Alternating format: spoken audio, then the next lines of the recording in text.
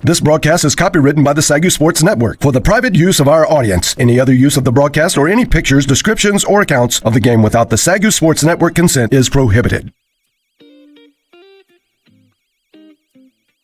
Welcome to the SAGU Sports Network. We are live from beautiful Lumpkin Stadium here in Waxahachie, Texas. I'm Adam Ferguson, joined by my partner, Tim Roberts. As always, Tim, how are we doing today? Great to be back. Finally had a bye week. We were rolling games off right in a row there. Took a week off. I feel like we're fresh. I think we're rested up for 3 hours of football. I missed doing this over the last week, and SAGU coming off a pretty big win. I think we're excited. SAGU's got a little bit of momentum here, but we're going to get into that in just a little bit, as well as hearing from our sideline reporter, Jazz Williams. Tim, let's start things off with the big picture. We like to talk about NAIA football here on the SAGU Sports Network because that's where SAGU plays.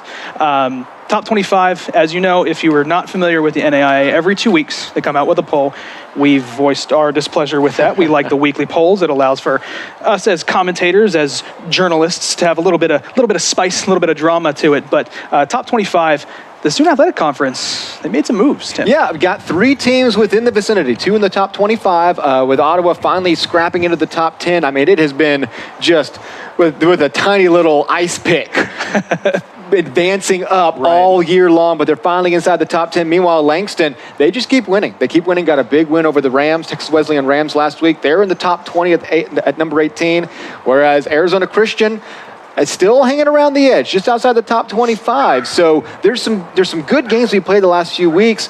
We were saying, theoretically, a theoretical chance for 2 Sooner teams to make the playoffs. They have to do a lot of things right, but with enough teams in the area, you could see it happen. Absolutely. Now, last week felt like one of those weeks where all the top dogs are playing teams that are necessarily below them in terms of competition, but there was an upset this past week within that top 25. Yeah, Kaiser drops from number 6 to number 13, losing to a middle-of-the-road Southeastern team, one of our sister schools out there in Florida. They had already had 1 loss on the year, but it was to Lindsey Wilson, number 1, so they got the benefit of the doubt. That benefit's gone now. They're at number 13. Now, you look at the top 25, St. Thomas is sitting there undefeated at number 25. I never like seeing a team with 2 losses, 12 spots ahead of a team who's undefeated. Yeah. However, those 2 teams will play. So there is a lot of room for this to all figure out. If St. Thomas goes undefeated, they'll be in the top 16. Obviously, the warning sign from the coaches right now to Kaiser is you have no margin for error. You got to win out, and you got to hope things go your way, because if there's enough conference champions in the top 20, you could get bumped regardless sitting there at 13. And definitely not the same situation that you see in the NCAA, where 4 teams make the playoffs. In this case, it's 16 teams. That top 16 teams all have a chance to make it. So the way it should be. The way it should be. Yeah, I agree with you. If you lose once, you're not completely out of it. And especially more in the NAIA, there's more of a, like you said, benefit of the doubt. There's a little more leeway for a team that maybe does have 2 losses, but it gets cluttered down there at the bottom when you do have an undefeated team at 25. And you can see it when you look at the total points numbers. Everybody clumps together. There is a massive difference between the top 5 and 10 and 15. The pollsters know it. It usually shows itself in the playoffs, but it does give you those opportunities for those teams to sneak in. Teams that maybe are getting overlooked all year long, you'll get your shot when you get to the playoffs. And the Sooner Athletic Conference at this point looks better than it ever has in its existence as far as chances of multiple teams making it to the playoffs. But there's a matchup today that we're going to talk about here in a little bit as we get through the broadcast. But for now, it's a beautiful day from up here, but I'm going to throw it down to our sideline reporter, Jazz Williams, who's got our field report. Jazz, down to you. Thanks, Adam. The Lions are back here at Lumpkin Stadium for this week's home game against the Lyon College Scots. It's been a bit chilly this past week, with temperatures dropping down to 40 degrees at night, but picking up to the mid-80s in the afternoon. Today we have sunny skies and sitting at a warm 86 degrees. The miles per hour for wind will be up to 16, as you can see already, but nonetheless, we have a great day for college football. That's all from on the field. Back to you, Adam. Thank you, Jazz. There you have it. It's a beautiful day for football. A little humid, but I mean, it's a beautiful day. Yeah, I mean, it could always be warmer. That's the threat of Texas. It could always be. Definitely, I wouldn't describe the air as cool or crisp, as many of the October games today are around the rest of the country.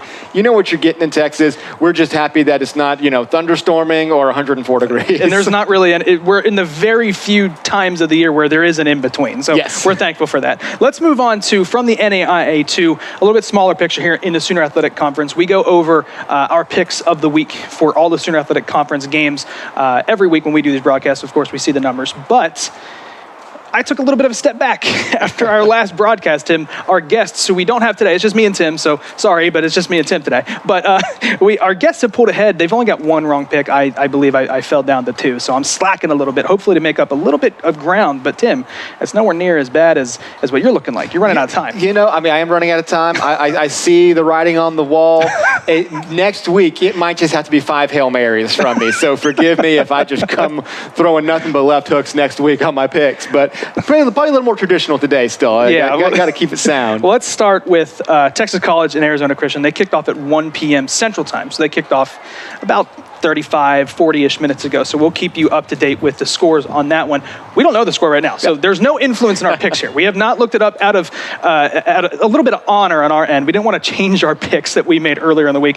I went ACU, Arizona Christians, receiving votes just right there outside the top 25. I think it's an easy pick against Texas College. Definitely going Firestorm as well. And with them receiving votes, trying to get back in the top 25, this might be a game that they never take the foot off the gas. Right. So I think we could see a really lopsided score today out there in Arizona. So we're the same there. Next game, 2 o'clock, same kickoff as SAGU and Lyon here in a couple of minutes. Arkansas Baptist versus Oklahoma Panhandle State, the Aggies. OPSU have been a little bit disappointing this year, but Arkansas Baptist, first-year team in the program, first-year program in the Southern Athletic Conference, they're just getting started. This is their probationary period. It's not been all around good for them. So it's really a battle of two teams that have underperformed this season.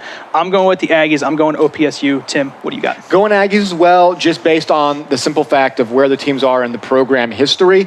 Arkansas Baptist did not look dreadful for 30 minutes here in Waxahachie. So if they can have that same first half against OPSU, it could be a little more competitive, but I still think there's too much of a gap between those two teams. Especially with the team, OPSU, we remember when OPSU was the new team in the Southern Athletic Conference a few years ago. So they've cemented themselves as kind of a veteran presence, and they've always been good. They've always been decent in the Sooner. It's just been a down year for them, which is tough, but I think today they're clearly the better team.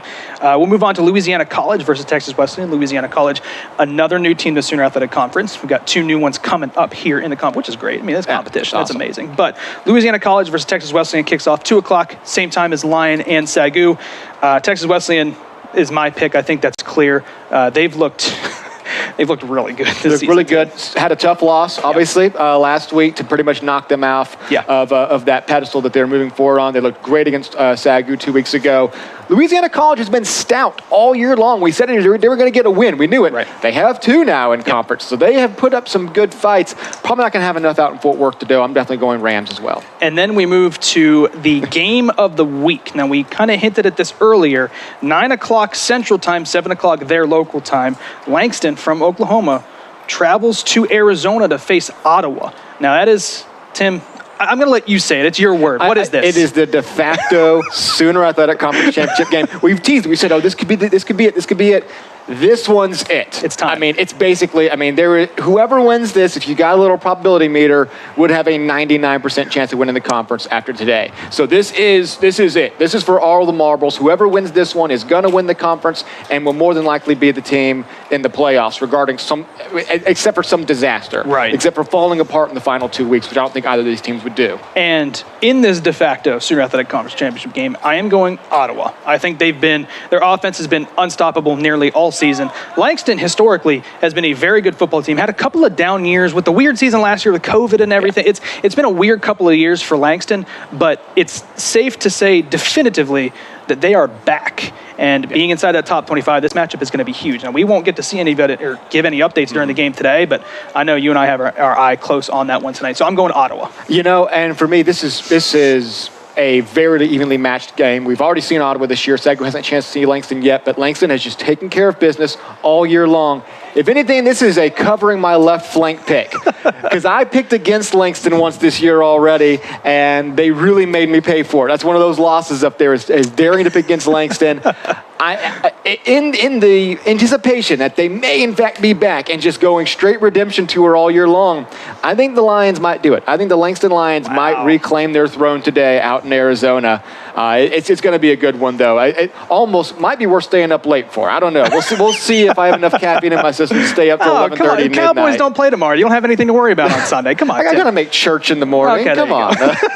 So we're actually the first one we're disagreeing with. I'm going Ottawa. You're going Langston. So that's going to be interesting. Trying to make up some ground there. I can appreciate that. And then, of course, the last game, the one you're going to see here in just a few minutes, the SAGU Lions versus the OPSU Aggies. Tim, going with the home team, SAGU. I'm sorry, the Lyon Scots. I'm sorry. Wow, we were talking about OPSU. Sorry, Lyon Scots. I'm going SAGU, the Lions. I think Lyon, the Scots, struggling a little bit this season. I don't think this one should be particularly close, but we'll see. I'm going with SAGU. SAGU, they've taken care of business against teams kind of beneath them all year long. It's been a ping pong season. They have not had consecutive wins or losses yet. I think they finally get their first back-to-back wins today. We'll talk more about this game in more detail coming up. Absolutely. But the matchup definitely seems to lean in SAGU's favor across the board. We will be right back here on the SAGU Sports Network with our keys to the game and players to watch. Don't go anywhere. More in-depth analysis coming your way right here on the SAGU Sports Network.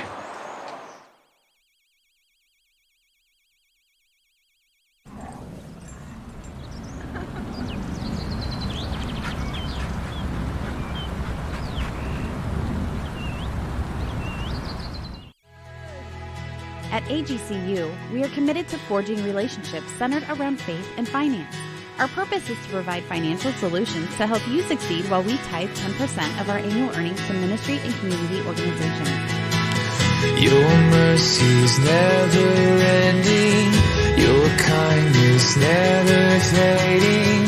Jesus, you're always with me. You're always with me.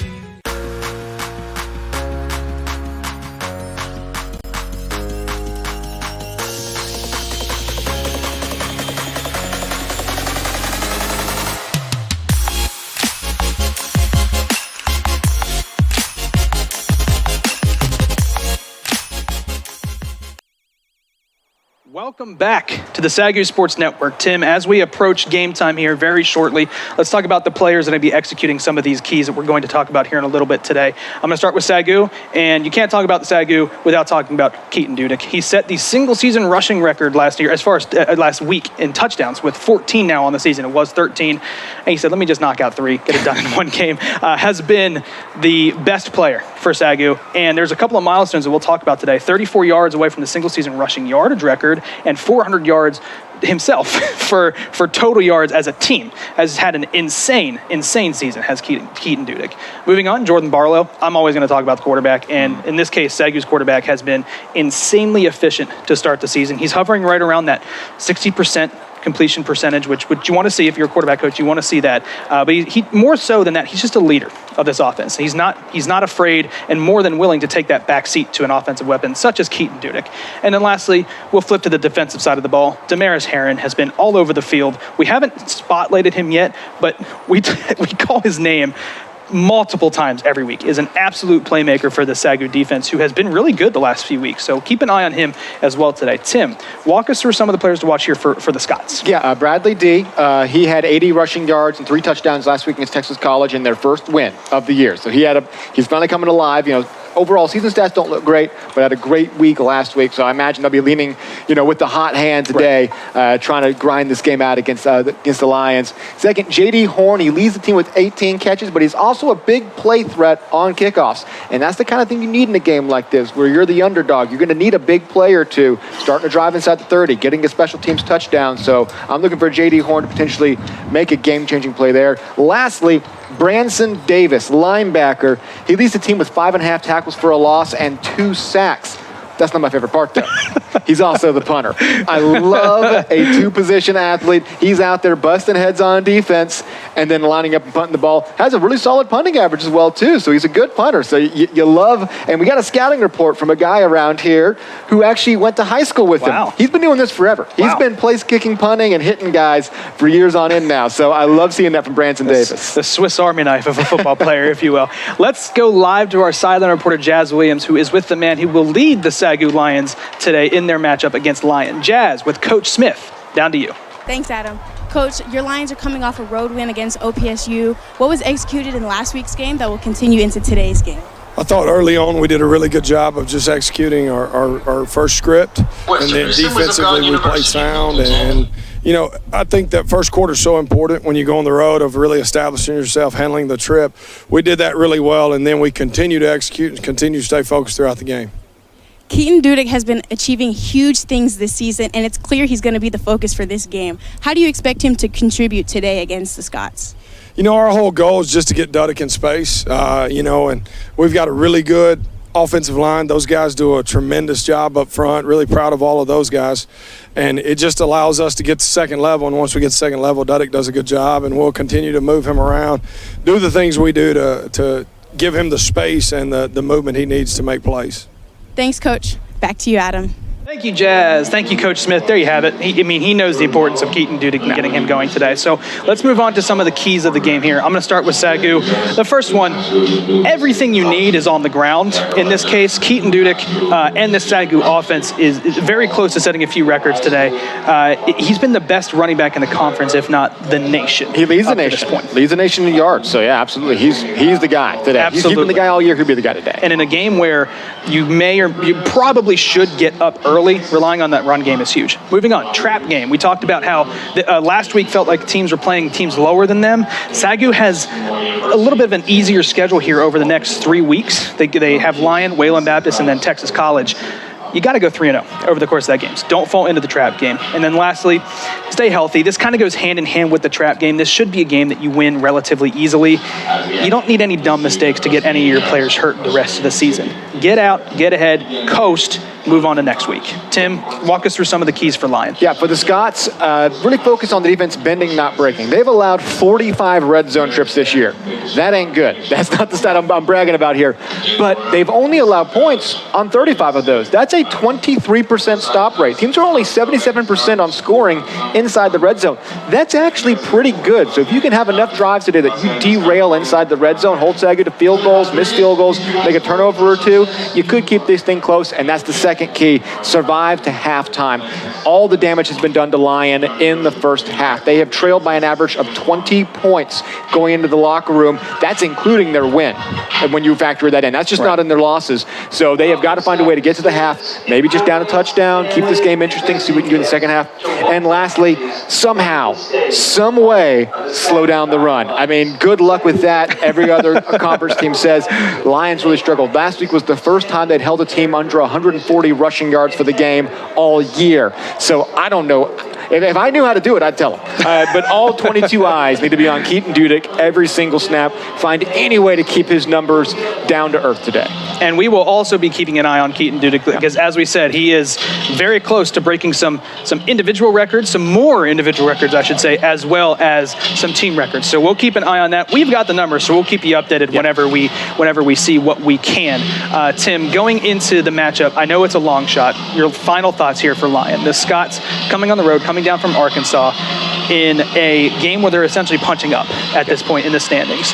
What are they looking to do besides what you're saying here? What do you say as a head coach to your team coming into a game like this? Yeah, I mean, if anything, I would go back and watch what Arkansas Baptist did to this Lions team. That was a tight game at halftime, and it only kind of fell apart on them in the first few minutes of the second half. If you can replicate that, just, again, bend, don't break, make those stands when you need to. You're looking for 2 or 3 game-changing plays today. All of a sudden, this thing's going to get interesting, so you just have to come out. The big thing is don't let SAGU get up early, because if they get up early, Keaton Dudek will just run the clock out from the second quarter if you let them. So just don't let them get up early. Find a way to slow this game down, and you can stay in it until the very end, and then just hope the chips fall your way. It's going to be an exciting one. We're definitely excited to keep an eye on Keaton Dudek and how he does today to take a look at those records. But the players have come out. We're going to go live down to the field for the opening announcements, opening prayer, and of course the coin toss to see who gets to start out with the ball. Don't go anywhere. The Lion Scots versus your hometown SAGU Lions right here on the SAGU Sports Network.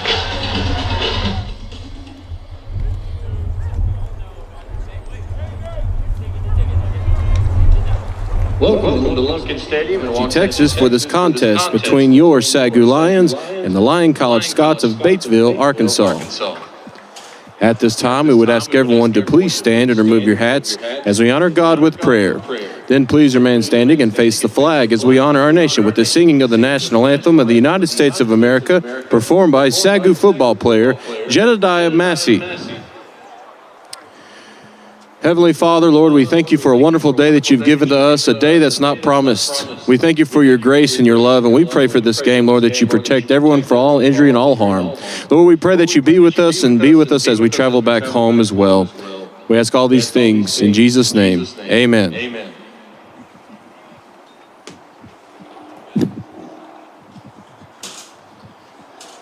Oh, say, can you see by the dawn's early light what so proudly we hailed at the twilight's last gleaming, whose broad stripes and bright stars through the perilous fight o'er the ramparts we watched were so gallantly streaming, and the rocket's red glare, the bombs bursting in air, gave proof through the night that our flag was still there.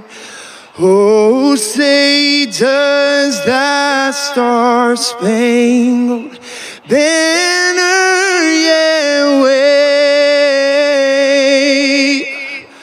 o'er the land of the free and the home of the brave?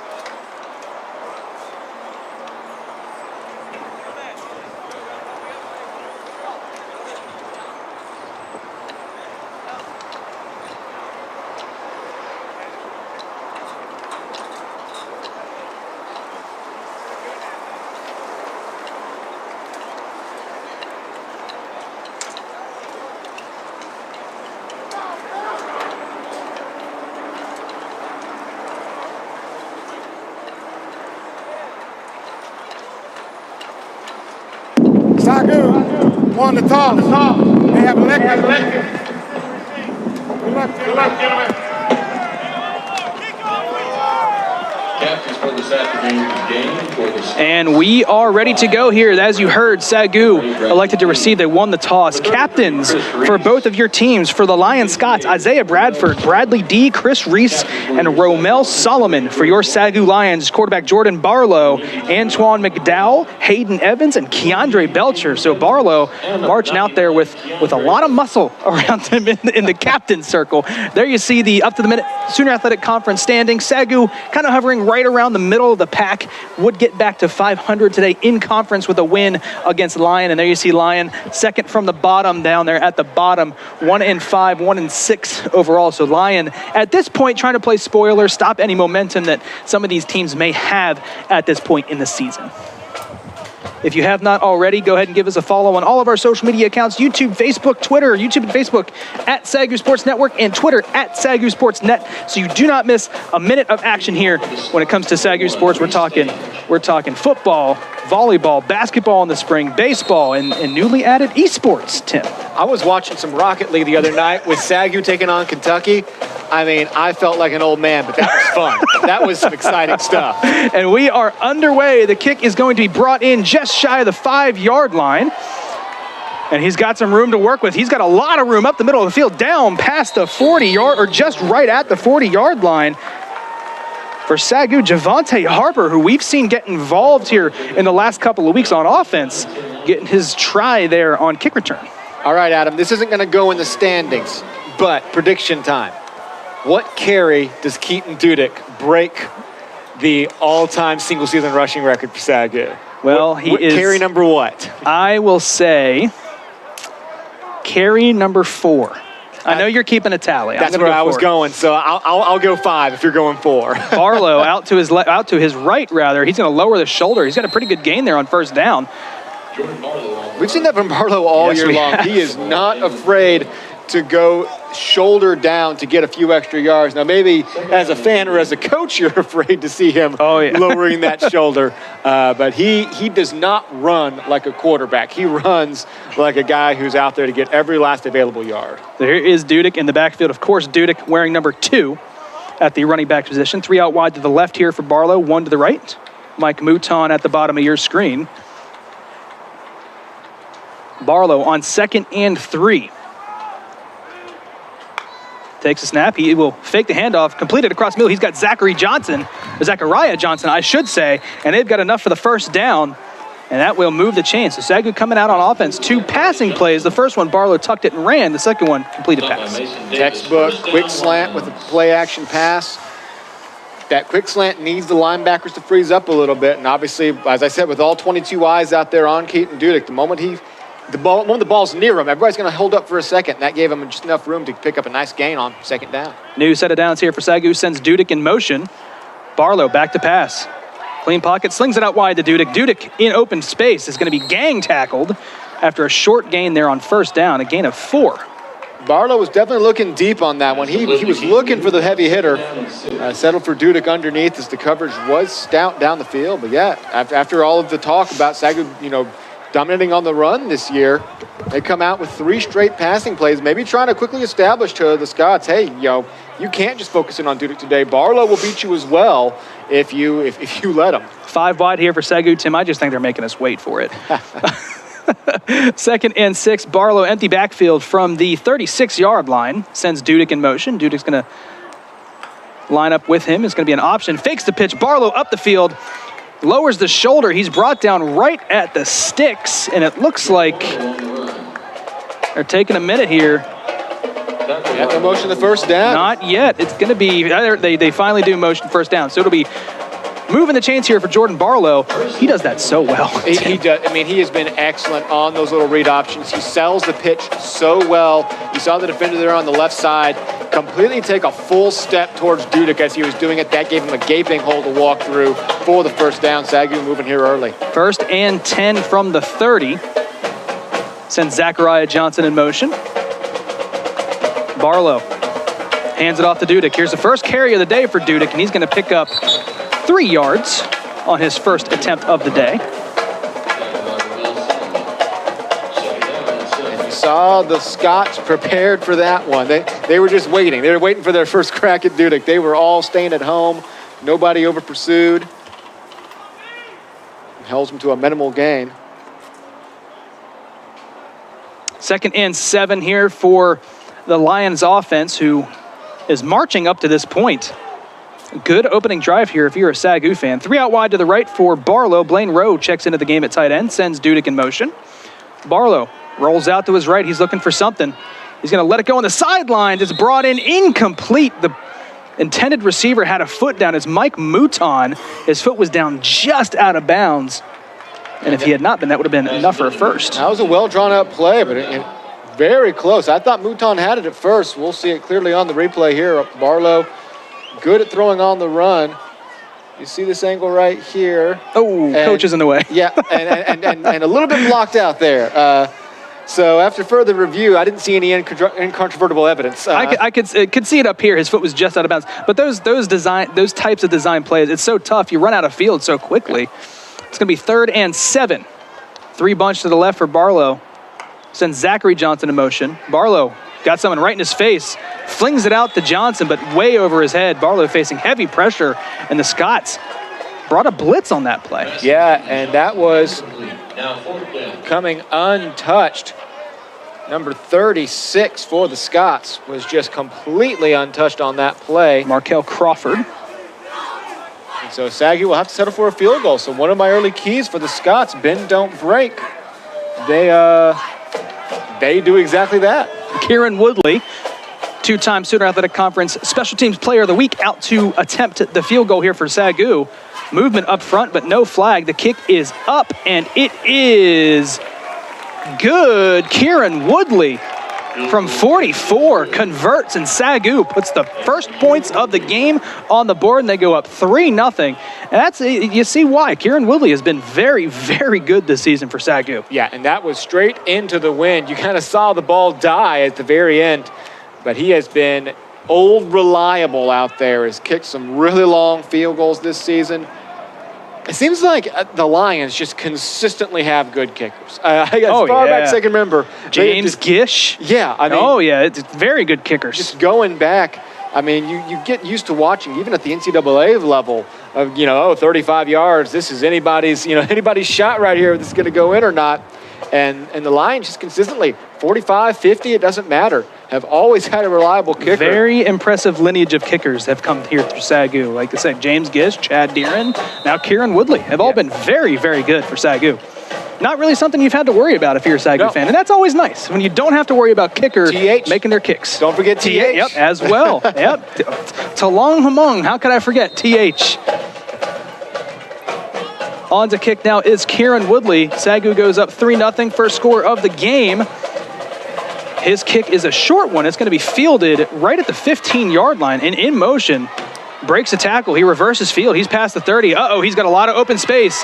Gets brought down just shy of the 45-yard line, and that's a really good kick return there, and that sets them up well as Dakota Braswell with a good return. Yeah, I'd mentioned J.D. Horn in pregame as kind of their big play threat on the kick returns, but looks like Isaac Gowdy is a little limping after that play. If he is out, that is a big loss for SAGU because he is a very vital part of this defense in the defensive backfield. Defense and special teams. As he's out there right now, but he's been a big special teamer as well. Not a guy you want to have to plan for a game without. As the Scots are set to take over again with solid field position, ball at the 44-yard line. Both teams with solid starting field position here. SAGU takes advantage of their field position and puts 3 up on the board. Let's see what Lyon Let's see what Lyon can do here against the SAGU defense, which again has been very good to this point in the season and had a couple of really good games in a row. For both these teams, really, their lack of success has been a tale of the first half. SAGU's 3 losses have all involved going down by 20-plus points and then rallying back to make the fourth quarter a nail-biter. They've literally done it 3 times against Ottawa, Arizona Christian, and Texas Wesleyan 2 weeks ago. And you look back and just say, if you could have cut out one thing in early on those games, your rally would have been enough to pull off the win. So they have been in every single game. So as the Scots, suffer in the first half, so have the Lions. So good to see Gowdy up on his feet, walking under his own power. Definitely not 100%, but always good to see that he's able to walk off on his own. We'll keep an eye if he's able to re-enter the game at any point today. We should see Lontarius McLean replace Isaac Gowdy on defense, wearing number 5. And now here's Isaiah Bradford, set to lead the Scots, a guy we have seen here before. Bradford, 2 in the backfield, 3 out wide. Low snap, but he hands it off, trying to bounce it to the outside. There's a lot of Lions there, but he's going to do a good job of breaking that initial tackle and picking up 3. Was Bradley D, one of your players to watch, Tim, at the beginning of the game? Yep, again, a guy who they've been trying to figure out who their guy is all year long, been splitting carries a lot of different ways, especially when you go down big early. It's hard to establish any sort of rushing game, but Bradley D had a very solid game last week, over 80 yards and 3 touchdowns. So not a surprise to see them come out to him early, and you see he can run dirty. He can pick up 3 yards with a lot of hands on him. 2nd and 7. Bradford, another low snap. He's back to pass. Faced immediately and a huge hit. Drake Rodriguez. It's going to draw a flag, a late flag from the head official. That flag came in very, very late. I mean, Drake Rodriguez. Personal foul. Roughing the passer, helmet-to-helmet contact. 15 yards from the previous spot. Automatic first down. And that's a tough break for Rodriguez because Bradford had pump faked into Drake Rodriguez. Looked like he was about to try to deliver the pass. He lowered the head. That's a tough break for Rodriguez. Yeah, it is going to be a helmet-to-helmet contact, but one that the quarterback, Bradford, kind of ducked into. Drake Rodriguez was not leading with his helmet. It was more that the quarterback ducked down that you had the helmet-to-helmet contact. Rodriguez even coming in with his hands up, trying to be safe.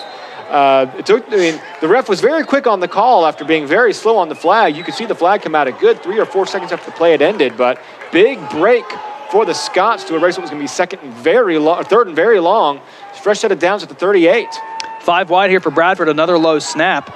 He's going to take a shot deep down the middle of the field, has a man, and overthrows his intended receiver. That was a touchdown intended for Devontae White, and just a little bit too much on it. That might have been the wind going against the Scots right here. Yeah, as Bradford lines it up, and if this is on the money, he's walking in and just about a yard too much with a pretty stiff wind at his back. Make it 2nd and 10. We've seen so far on the 3 plays that the Scots have run, there's been some snap trouble. They've all been low, right around Bradford's shins. And when you've got guys like Keandre Belcher and Drake Rodriguez on the line, you do not need to give them a half-second head start. Absolutely not. 2nd and 10 here for Bradford. Good snap this time. He keeps it himself, and he makes a really good move to get out of the backfield. He made 2 men miss there on the initial move. He picks up a good gain there on 2nd down to make it 3rd and short. Yeah, it's good job keeping his feet. It looks like he almost lost his balance as he had to cut back to the right so quickly, but is able to stick that plant foot in the ground and turns what was going to be probably a loss of 3 or 4 into a gain of 6. 3rd and 4 coming up. Bradford and the Scots offense get the play from the sideline. Play clock coming up on 10 seconds left. 4 wide, 2 on either side here for Bradford. Dakota Braswell in the backfield, sends a man in motion. Does get the snap off, it's low, he's back to pass. Quick hitter to the outside, has his man, enough for the first down. Moving the sticks that time is Xavier Long. Good route, get just beyond the sticks, plant your feet, box out, and rely on Bradford to throw a dart. He does. And the Scots take advantage of that penalty to keep the drive alive a minute ago and convert on 3rd down here. 1st and 10 from the 21, almost into the Lions' red zone are the Scots. 2 men in the backfield here for Bradford, 2 to the right, 1 to the left.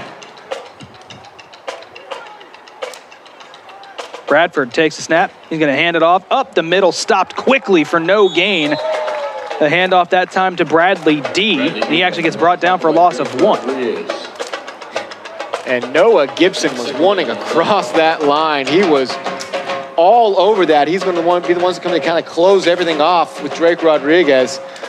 But the Lions are showing a lot of pressure up front. They're coming with a reckless abandon right now. Not letting that early penalty dissuade them from bringing the heat. 2nd and 11 here for Lyon and the Scots offense. 3 to the right here for Bradford. Low snap, he goes down to get it. Pass deep across the middle, brought in, down at the 1. Is he in the end zone? He is not. He's brought down a yard short of a touchdown. Again, pass completed to Xavier Long, and they are 1st and goal from the 1-yard line and threatening to put up this game's first touchdown. Yeah, Bradford just does a great job of getting that ball down the field. Another great route by Long to create the separation to where even though the ball was a little bit high, nobody was near him to disrupt his ability to go up and get it. They're going to go under center. Here's Bradford. He's going to take it himself. QB sneak, and the pile moves enough into the end zone as Isaiah Bradford puts the first points on the game, up on the game for the Lyon Scots. And he's got himself a rushing touchdown, and barring an extra point, they will go up 7-3. And sometimes you see quarterback sneaks just barely get the ball across the line. The Scots offensive line pushed everybody back. Bradford got his whole body in the end zone. Made no doubt of that one. And a very strong first drive from the Scots as they will go up 7-3. A drive that started at the 44-yard line, took advantage of the short field and the SAGU penalty to go 56 yards for a touchdown. And you were asking, how do you pull off a big upset? Well, there's step one. Hold, bend, don't break on the first drive, and then make some things happen on your first drive. Aided heavily by a 15-yard personal foul roughing the passer call on Drake Rodriguez, because SAGU would have had the Lyon Scots to a third and very, very long at that point. But regardless, a good job to go down and score by the Scots. Score update, we see Arizona Christian rolling over Texas College right now, 36-8. That feels like a scoregami score right there. Well, I mean, there's a whole second and a half, 3.5 quarters left. A lot can happen, so it can get even weirder, truly. No score up in the panhandle between the Buffaloes and Aggies. Meanwhile, over in Fort Worth, just about 35, 40 minutes down the road, depending on traffic. The Rams lead Louisiana College 7-0. And these are all just appetizers today for number 9 versus number 18, Spirit versus Lions. There's a lot of Lions. A surprise onside kick. It's recovered. Wow, what a job by the SAGU up man. The only person that had a shot at it, number 31, Carter Lincoln.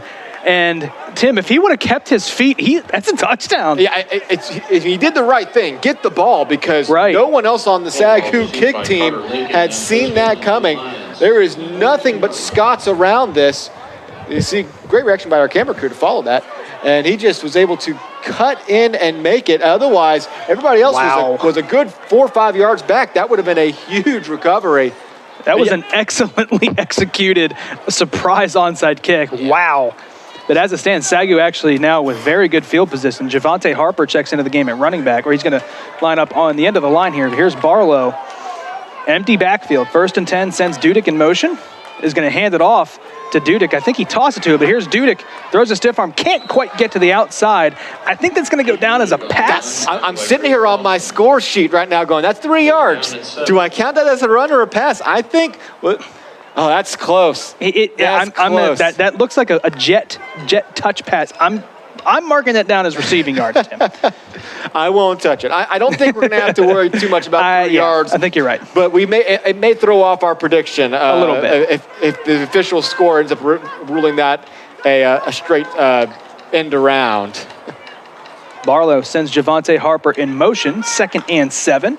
Barlow, quick hitter to the outside, has Jamal Long, makes man miss, heads up field, gets enough for the first down, and falls forward for 2 more yards, and that'll move the sticks. Barlow to Jamal Long, and Jamal Long comes up limping. That's not good. That's your home run hitter on the outside. Yeah, cannot lose him on the receiving core. Does a great job of staying on his feet. We'll try to see here at the end if anything just kind of gets twisted around. Yeah, he kind of gets his legs kind of wrapped up, and then the second guy comes over and hits him on the top. He'll limp off the field. He's over there stretching right now. So two players right now for the Lions currently out that are big-time guys. New set of downs here for SAGU. They will fake the handoff, get it across the middle. There's Zachary Johnson. Zachary Johnson in the open field gets it down inside the 10-yard line. And SAGU, after 3 plays, has 1st and goal from the 8-yard line. That is just automatic when Barlow can get to that first read guy. When that first guy is able to make his first move, you know Barlow's going to deliver it. He's been really good at going through his read progressions, but he also knows when to get rid of it. That time he saw a guy wide open, and now it's 1st and goal. 1st and goal from the 8-yard line. 3 out wide to the right for Barlow. Dudek in the backfield. Takes a snap, will hand it off or keep it himself rather, fakes the handoff. Barlow gets hit and actually takes a pretty good hit there inside the 5-yard line, brought down to the 4. So going with the read option a couple of times now. Barlow's kept it each time. And not afraid to take a hit. It's not exactly a hit you want to see your quarterback take, but Barlow, we know Barlow. He's tough. He can take those kind of hits. 2nd and goal here from the 4-yard line. Double stack either side for Barlow. Dudek in the backfield. From the shotgun. Got 2 men stacked on your right side, on both sides. Interesting formation. He hands it off to Dudek. Dudek cuts it back up the middle, but he's going to be brought down after a gain of 2, maybe a yard and a half. That's going to make it 3rd and goal from the 2-yard line. Keep Dudek on the run. Penalty on the play. Hard to tell exactly where they're going to spot it. It looks like it's going to get, well, there's a flag after the play. There is a flag after, so we'll see what this call is. That happened in the scrum there. I'm not sure what this could be.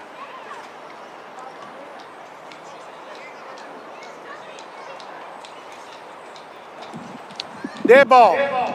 Personal foul. Hands to the face. Defense, number 58. At the distance to the goal. Automatic first down. Roamel Solomon gets called for the illegal hands to the face.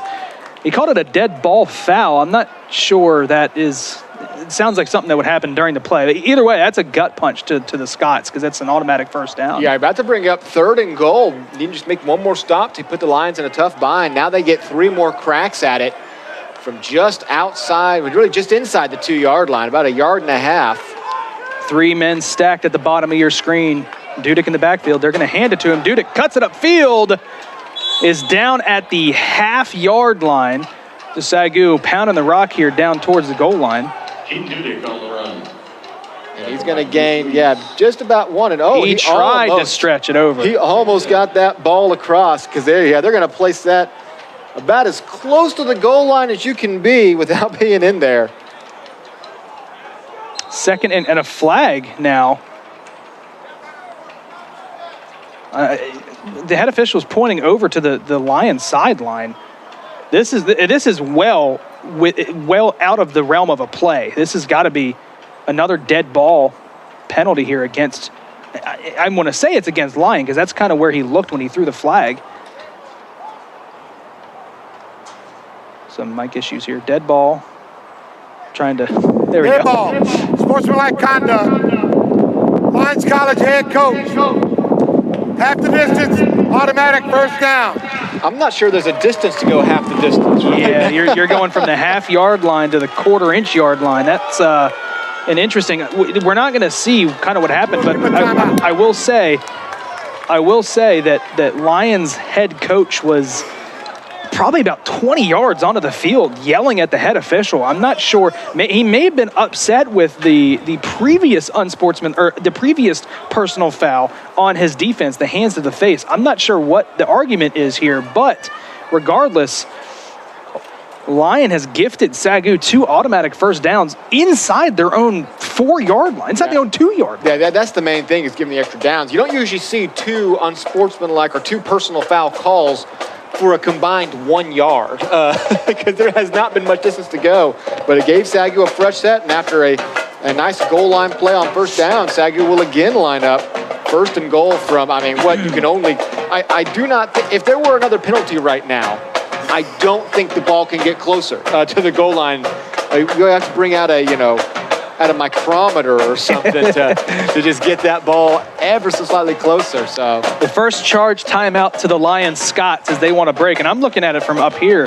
And Tim, that the ball where it's placed right now looks like the nose of it is on the goal line. I feel like the moment the play starts, it's a touchdown. Yeah, we'll see the angle right here. It is. Wow. That's not even a half length of the football. You'll never see it closer. Dudek in the backfield goes in motion, so Barlow has an empty backfield here. He's going to line up under center. Can we see a quarterback sneak? We will. Barlow into the end zone for the touchdown. How many times do you see 2 touchdowns scored in a row, both on quarterback sneaks? Yeah, these teams have done a good job of getting all the way down the field. Another flag coming out This now. is going to go. This is going to go against SAGU, I believe. I think a player took his helmet off on the field, which you cannot do. It'll be post-snap. We'll see if we can see some action here. You see Barlow clearly across the end zone, the goal line. Well in. We have another deliberation here. And they are going to the Scots sideline, which tells me they're asking, do they want to put this on the extra point or on the kickoff? They're asking the Scots head coach, so that's what it's going to be. 3 on 5. Dead ball. Sportsmanlike conduct. Offense number 79. That 15 yards will be accessed on the field goal after the kick. That's his first towards disqualification. And I'll tell you exactly what happened, Tim. After the touchdown, Donald Kinchin got fired up, excited. So they scored a touchdown. You know, they marched down the field and they end up scoring. Donald Kinchin, I don't know if you'll see it here, number 79, takes his helmet off. And there you see his helmet is off. I believe he's the one who took it off. It's not in his hand. I'm not sure he's the one who took it off. I'd say unless he literally took it off. Unless he was yelling something, because when he stood up with two hands and his helmet. He wouldn't have taken his helmet off in the scrum. It must have been going off the field that he yelled something that they deemed a little bit too much. It's easier to get caught when you have no helmet on. So, extra point was up, and it was good off the foot of Kieran Woodley. We missed it looking for the unsportsmanlike conduct personal foul. But now SAGU will have to kick from deeper in their own territory. Yeah, they'll be kicking from the 20-yard line. The Scots already had good field position on their last drive, with SAGU kicking into a pretty stiff wind. So another chance for them now to start their offense off with good field position.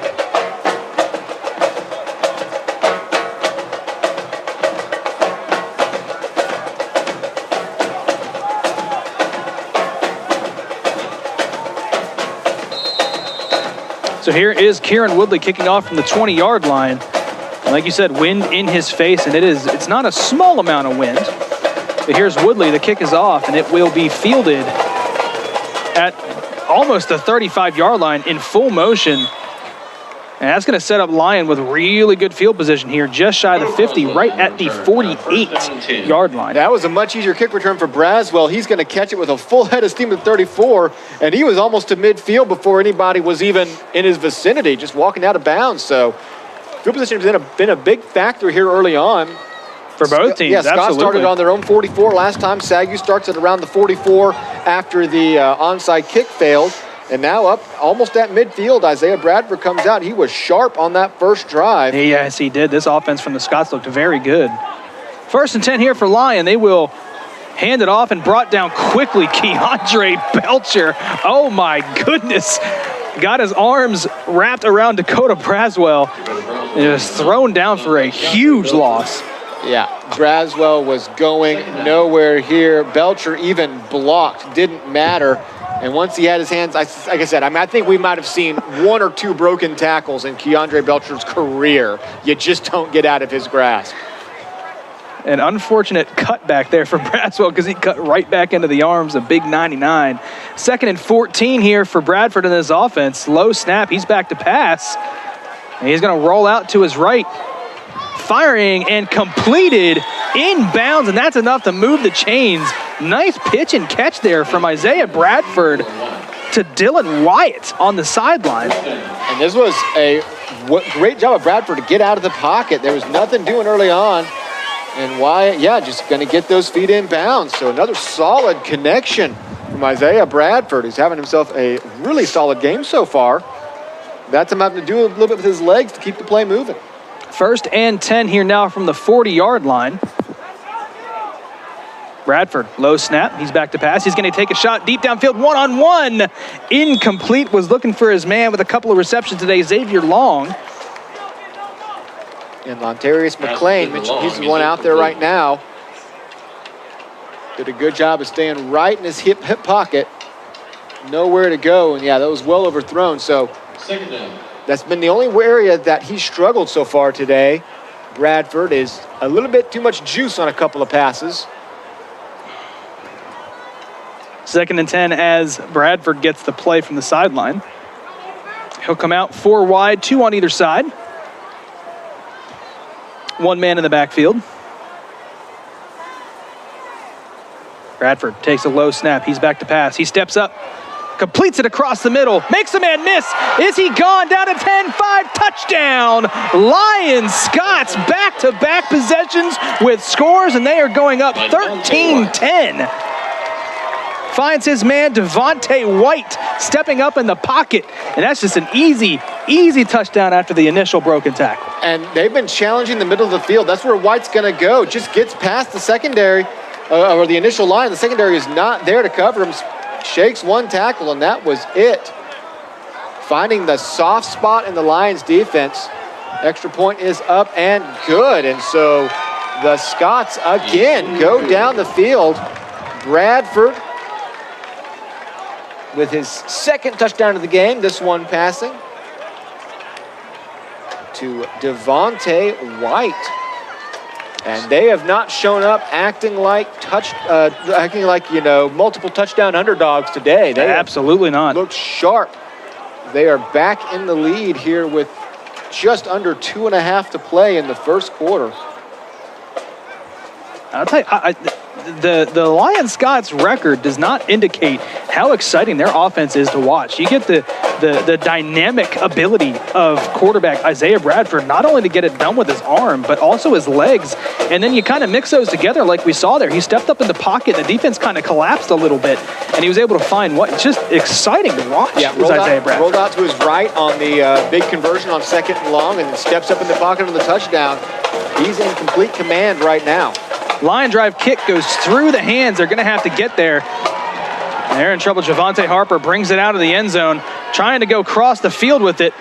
He's going to get brought down just past the 10-yard line, and that was a disaster for SAGU with how they're going to set up their offense here. They've got terrible field position now inside their own 15. Actually impressive that Harper was able to make that much out of it after having to pull it out of the end zone when he touched it at the 10-yard line.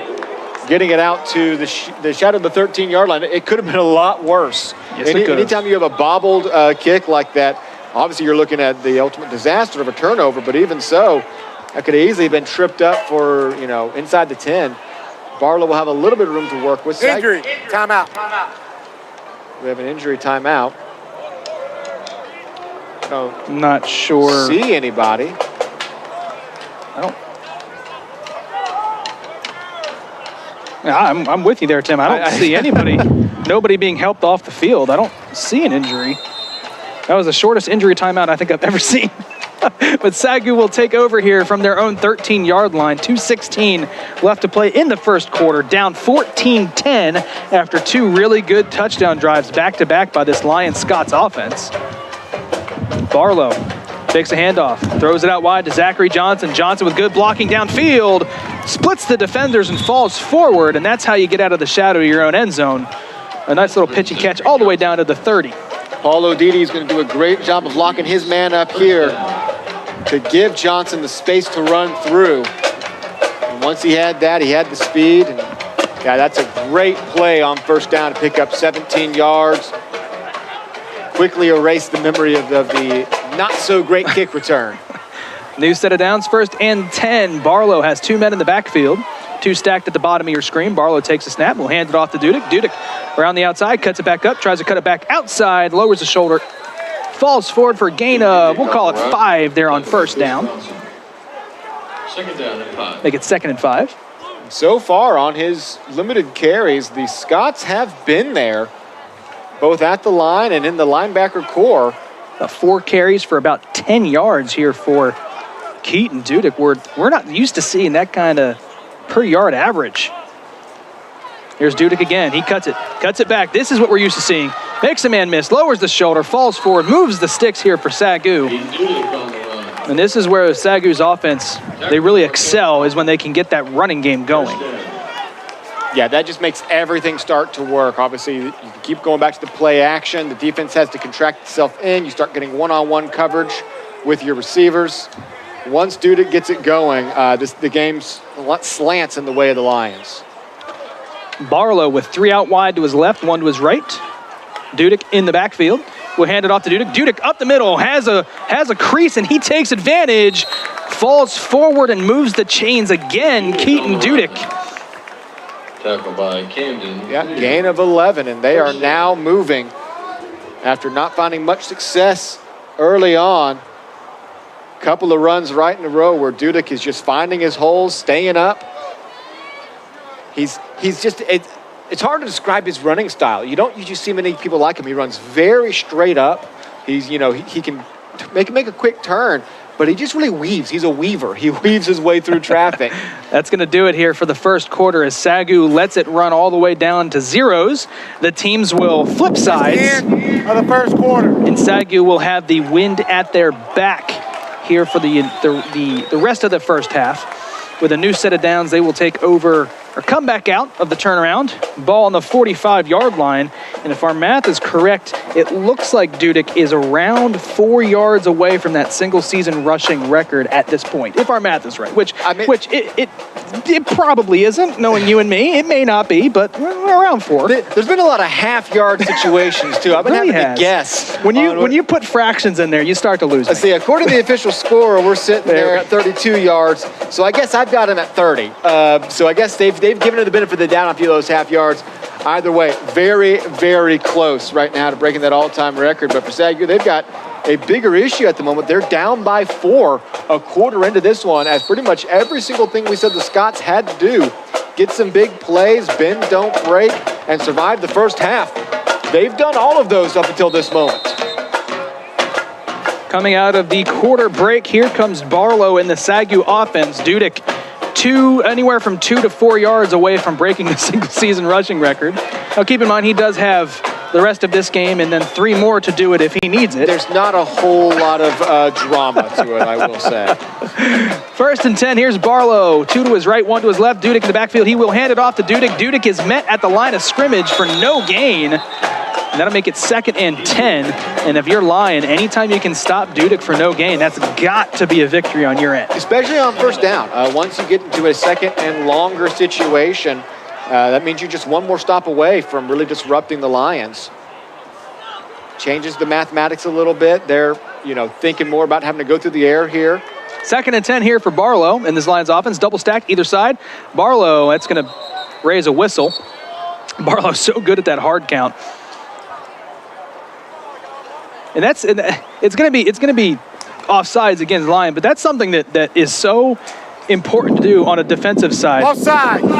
Defense number 36, unabated to the quarterback. 5-yard penalty, replay, 2nd down. And Tim, I've always been an advocate of, if you're going to jump off sides, go all the way. Do not give the quarterback a free play. Absolutely. That's actually a very heads-up play. You're beat. It's over there.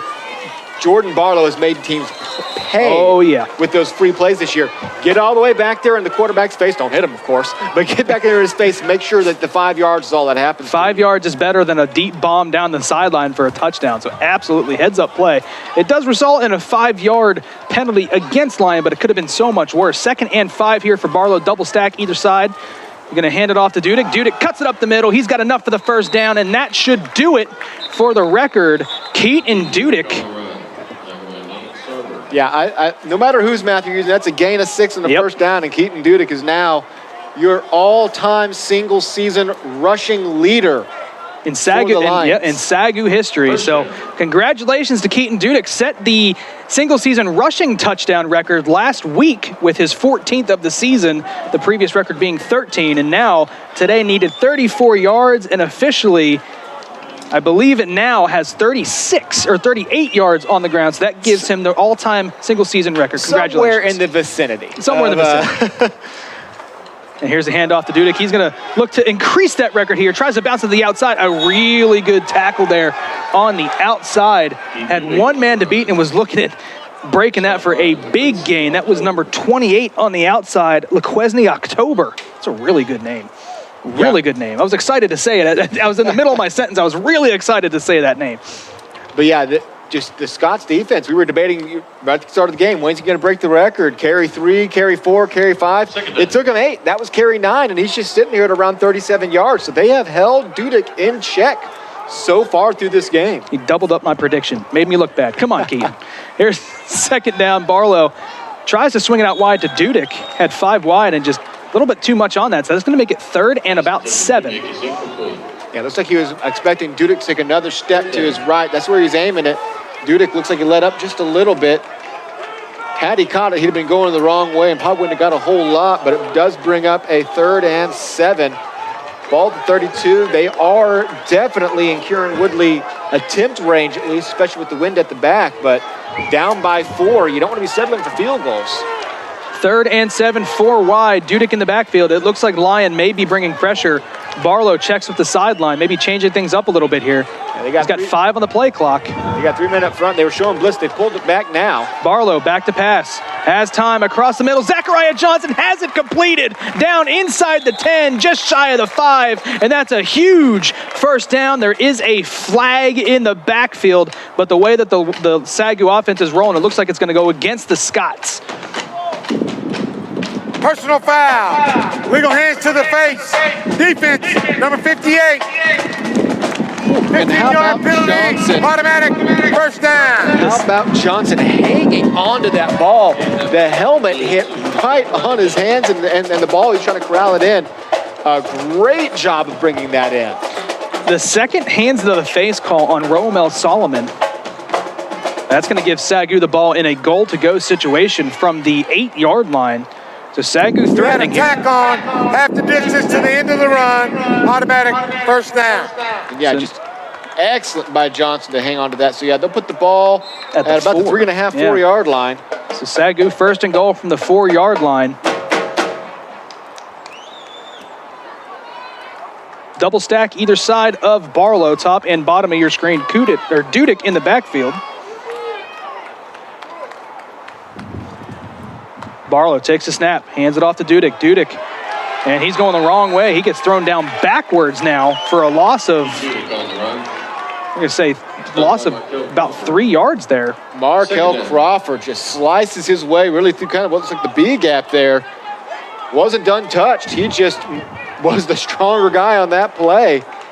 Really disrupts the play and sends the Lions back to where they would have been without the penalty. And good news is Jamal Long is back on the field for the first time, just checked back in. We saw him go under the purple tent to take a look at that leg injury. He's back out there, looks to be fine. Here's 2nd and goal from the 7. Barlow back to pass, looking across the middle of the field, has his man, touchdown, SAGU. They go and take the lead again. That pass completed to Colby Tanner for the touchdown. A name we haven't called hardly at all, if any, this year. And they bring out Long, which is going to kind of spread the defense over there. And Colby Tanner almost runs into the referee. I thought the referee was going to get credit for a pass break up there. It looked like he was going to break up the pass. And here's Woodley on for the extra point. Good snap, good hold. The kick is up, and it is good. SAGU goes up 17-14, and this has been all offense so far today, Tim. Both teams scoring on every possession so far in this one. Yeah, outside of the one hiccup on the first drive. And look at the offensive lineman having to drop his head. He knew that ball was coming somehow. If he doesn't, let's do some math here. If he doesn't duck, I mean, talk about threading the needle. You got a guy on, you got a ref to your right, you got an offensive lineman who almost broke the play up with his helmet. That's a weird amount of traffic to throw the ball into, and it worked out. But yeah, outside of that one hiccup on the first drive, it made SAGU settle for the field goal. Both offenses just been moving and setting the tone in this game.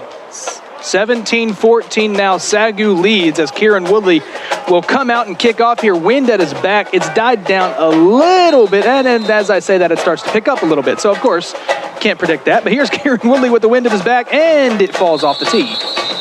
So we'll see if they'll try to do it again here. I don't know if they're going to have to get a holder or not. We'll give it one more shot. You always hate to have a holder on kickoffs because it kind of takes one of your guys out of the play. Yeah, it's one of those things you see. That's why you'll see teams, they'll always give it the second try. But the second time they have to bring out the holder. Now they got to. Uh-oh, here we go. Yeah, so now you're only really rushing 9. Once the kicker and holder go, you've got 9 guys going and then 2 guys having to start from a stationary spot. Isaac Gowdy will do the kickoff holding. Good to see him back out as well after he suffered an injury on the first kickoff of the game for the Lions. And this kick goes over the head into the end zone, and something we've seen Kieran Woodley do so many times this season. A touchback. And that is where the Lion Scots will take over at their own 25-yard line. And we'll see if the Scots can keep the momentum rolling. They have looked very, very good on offense.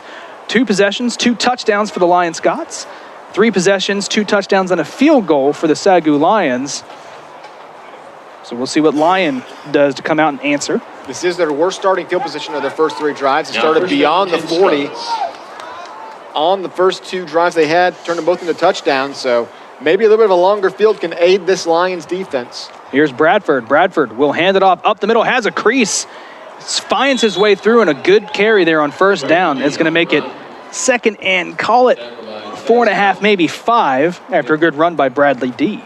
Bradley, again, is going to get hit and take the pile forward for around 3 or 4 extra yards. So that's the difference between a unsuccessful first down play and what you'd categorize as a successful first down play is kind of bouncing off those tackles and picking up those extra 2 or 3. Second and 5, Bradford gets the play in from the sideline.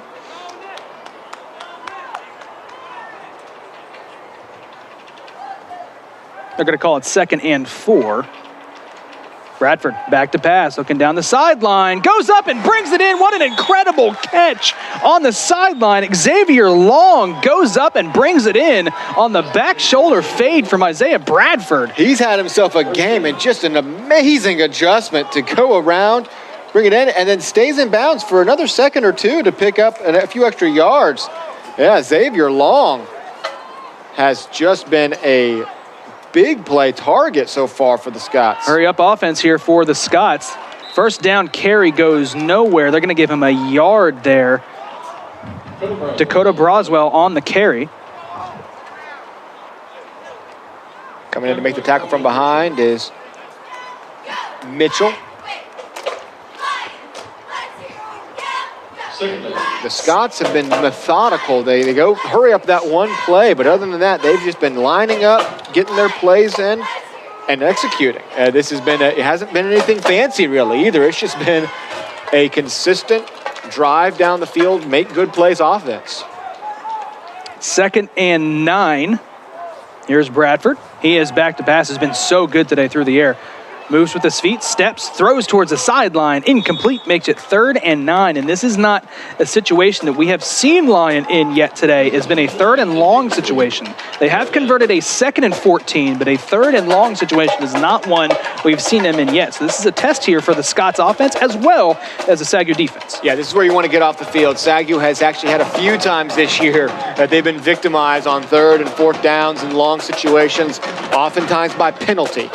So this is where you want to play clean football, avoid any of those jersey grabs. Just keep it sound, keep everything in front of you. Try to get off the field. 4 wide here for Bradford. Bradford back to pass.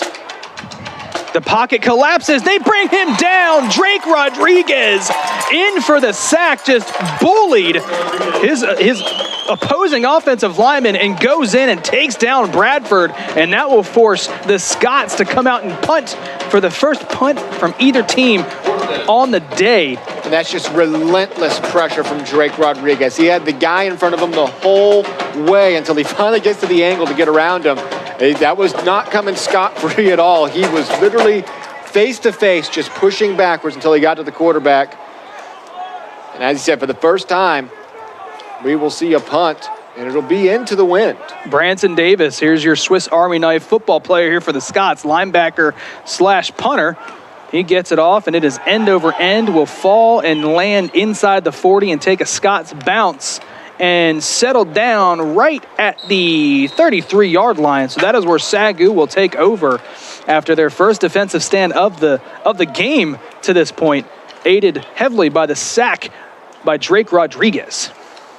Yeah, it was moving before then, but that's your textbook of how to make a stop. You get a good first down play, you wrap the guy up and let it 1 yard, you disrupt the second play, you force the quarterback to roll out right, you have coverage up top, you had good linebacker help to prevent the guy who's making kind of the curl route. He wasn't open in the middle. Then on 3rd down, you get your big play. So fundamental big play. That's how you get off the field. Here is Barlow taking over here from the 33-yard line. Quick pass across the middle. Blaine Rowe has it. The former receiver converted to tight end, moves the chains for a first down on the quick hitter by Barlow.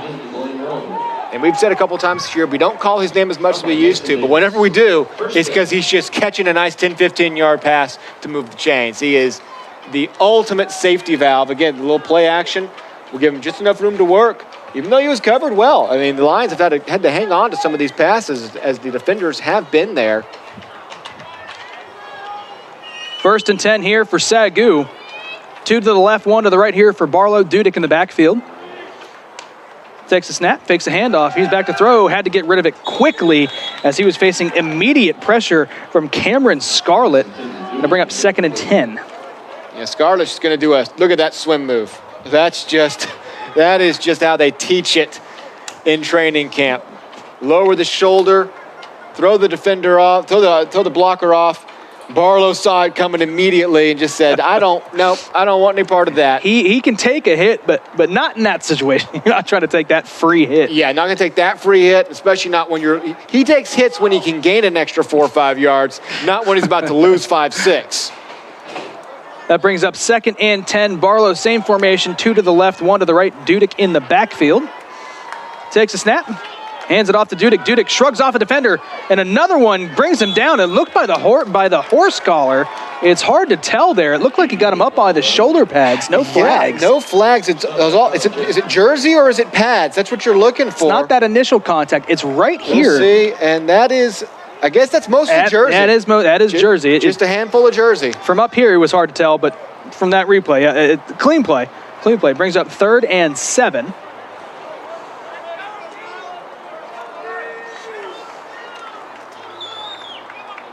Barlow, 2 to the left, 1 to the right. Takes a snap. He is back to pass. Deep drop for Barlow. Swings it out. Incomplete. Intended receiver that time was Zachary Johnson.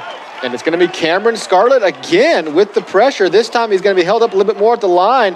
But then comes free, and it's going to force Barlow to throw it errantly at the feet of the receiver. So Cameron Scarlett with 2 excellent pressures on this drive. The kind of things that are hard to put down in the stat sheet. The quarterback pressures are, kind of a vague stat. It's hard to know exactly when to put them in, when they count. But those were 2 big ones as SAGU now will punt after their defense makes their first stop. The Scots defense does the same.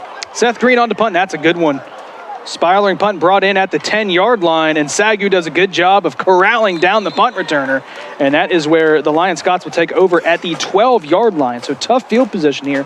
After 5 straight scoring drives combined between these 2 teams, we now see back-to-back punts, completely flipping the script on this one. Yeah, I mean, it's almost been a game of adjustments. The defenses have figured out where to look. They've made the plays they need to. And that was a great punt from Green. I mean, that's where you want to place the ball. Any further back, probably going to let the ball bounce, see if you can get a touchback. You kind of force to field it at the 10, and that's going to give the Scots again their worst field position of the game at 13. And we have seen the evolution of Seth Green here at SAGU. He came in with a rugby-style punting talent skill, tree set, whatever you want to call it, on 1st and 10 here. A big hole there for the Scots offense. That was Dakota Broswell, but Seth Green came in a rugby-style punter and has since converted to more of a traditional style, and it's worked wonders for Seth Green because he is so much better than day one coming in. He has improved immensely for the SAGU special teams. Yeah, has developed very well and consistent too. Absolutely. I can't recall the last time he let loose a punt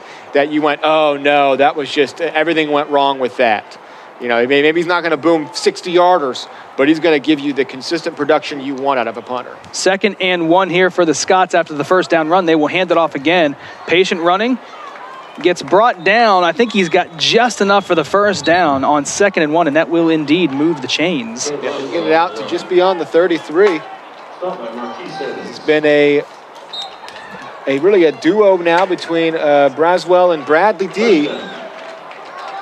Bradley D, of course, last week you said in pregame, 3 touchdowns. His first 3 touchdowns of the season. Lyon has done a running back by committee so far this season, and we see why. They've got a couple of good ones. So here's Broswell in the backfield. They're going to hand it off to Broswell. Oh, a huge hit by Damaris Heron. Oh, my goodness. Untouched off the edge and just laid the wood on the running back, Broswell. Wow, what a hit. And Broswell's going to get up just feeling that one. Oh, my goodness. Untouched and just squared him up. And yeah, textbook tackle. Lower the shoulder and take the running back off his feet. These running backs these days are so good at getting away from things, but not when their 2 feet are 3 feet off the ground. Wow, those are the kind of hits that on Sunday morning you wake up after these games and you wonder why you're sore. That is why you're sore. 2nd and 12 here. As D checks back to the game, faked the pass, completed, or faked the run, completed rather, over towards the Lions sideline. That is a first down and another first down grab there. That time by Reggie Brown, but felt dangerous. Looked like Keyshawn Kelly almost had a chance almost, at it. Yeah. It was thrown behind him, but another solid adjustment by a Scots receiver, Reggie Brown, this time to haul it in. And another situation where facing a long yardage spot, the Scots find a way out of it, convert when it was about to be 3rd and very long, up to the 39-yard line. Isaiah Bradford has looked incredible today. Yeah. Another first down completion from the Scots quarterback. He's going to hand it off to D. D has a hole, and he falls forward for a good carry there on first down, a gain of 7. Gets a good head of steam, and once that hole was there, once he's knocked off his feet, he goes another 2 or 3 yards. 2nd down. 2nd and 3 here for the Scots offense. They've got a little bit of momentum here going up against this SAGU defense. They're going to check to the sideline, change the play up, a little bit of motion here. As now they set up 2 out wide to the left, 1 to the right. D in the backfield. Here's Bradford, fakes the handoff. He's back to pass. Going towards a sideline, incomplete that time. Good coverage there by SAGU on that play. Yeah, Keyshawn Kelly, after he got beat on the 2nd and long, he's going to pursue, go over the top. Getting that pressure over the top is so key because that keeps the receiver from cutting back upfield. If you get a cut back upfield, he's going to reduce the amount of space for him in the ball, maybe be able to make a play right there at the sideline. Once you're there, you just kind of influence the route they can take. They can't go running straight through you, or then it's offensive pass interference. Brings up 3rd and 3. Lions so far today 0 for 1 on 3rd downs. Bradford, 2 to the right, sends a man in motion. He's going to hand it off up the middle, and he's got enough for the first down, and he moves the chains. Bradley D had just enough of a crease there. Needed 3, picked up 5.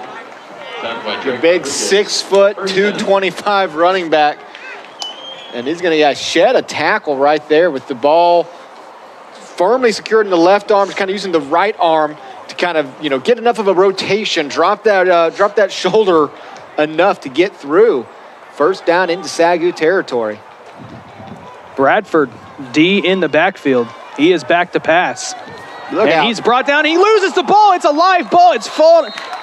Offensive lineman there for Lyon. That is a scary situation if you're a Scots fan. Peyton Pollard is the one who recovers it. That ball was live for, it felt like eternity as that ball came out. But fortunately for Lyon. And it looked like it was a dual job there. Obviously, really with the pressure was Keandre Belcher, but it was actually Noah Gibson who got his hand in and stripped it away.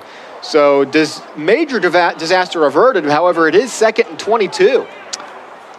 3 out wide to the left here for Bradford, 1 to the right. He's got Bradley D in the backfield, remains in the game. We have not seen Roswell after that big hit by Damaris Herron. 2nd and very long, back to pass. Bradley swings it out to D, or Bradford swings it out to D rather, and he's got a lot of room to work with, and that makes it very, very 3rd and very manageable here for Lyon, and that's what you want. You just swing it out wide to your playmaker and make it 3rd and manageable. He did more than that. 3rd and very realistic here for Lyon. Very solid blocking and having a great day today, Bradley D. Yeah, anytime you can make a 22-yard situation to a 3rd and 6, even almost approaching, as I call it, that maroon zone area with just over 2 minutes remaining in the half. Excellent execution all across the field with the sound blocking up front. And Bradley D has just been running with authority. 2:05 left in the first half. Here's Bradford. 3rd and 6. He's back to pass. Swings it out wide to D again. D brings it in, and this time there's a host. Oh, no, I was going to say this time a host of Lions. Bradley D escapes the grasp of 3 Lions and picks up 5. He needed 6, and I think he picked up 5, just shy of the sticks. What an incredible job there by Bradley D. Yeah, this looked like it was going to be wrapped up 7 yards short of the chains. Instead, he's going to pick up enough as he doesn't extend quite far enough that it makes the decision a lot easier for the Scots. They won't blink They will line up at the 41-yard line. They're going to let as much clock run as they can so that SAGU won't have an abundance of time to work with if they don't get it. But just 2 yards shy now. 2 excellent plays in a row. 4th Bradley and D. 2. They do have 2 timeouts. I think they're going to use one here. They do use a timeout. Lions. That's their first, second timeout of the half. Timeout Lyon, not the Lions. SAGU still has all 3 of its timeouts, but that is the second timeout of the half here for the Lion Scots as they face a 4th and 2 with 1:16 left to play in the first half. And remember, SAGU started with possession. So if the Scots can come down here and score, they turn around coming out of halftime with the ball as well. This is a big down here for the Scots. Yeah, if you can get this, you get closer to getting down to maybe tie the game, take the lead going into the half. Anytime, we mention it every single week, that double dip.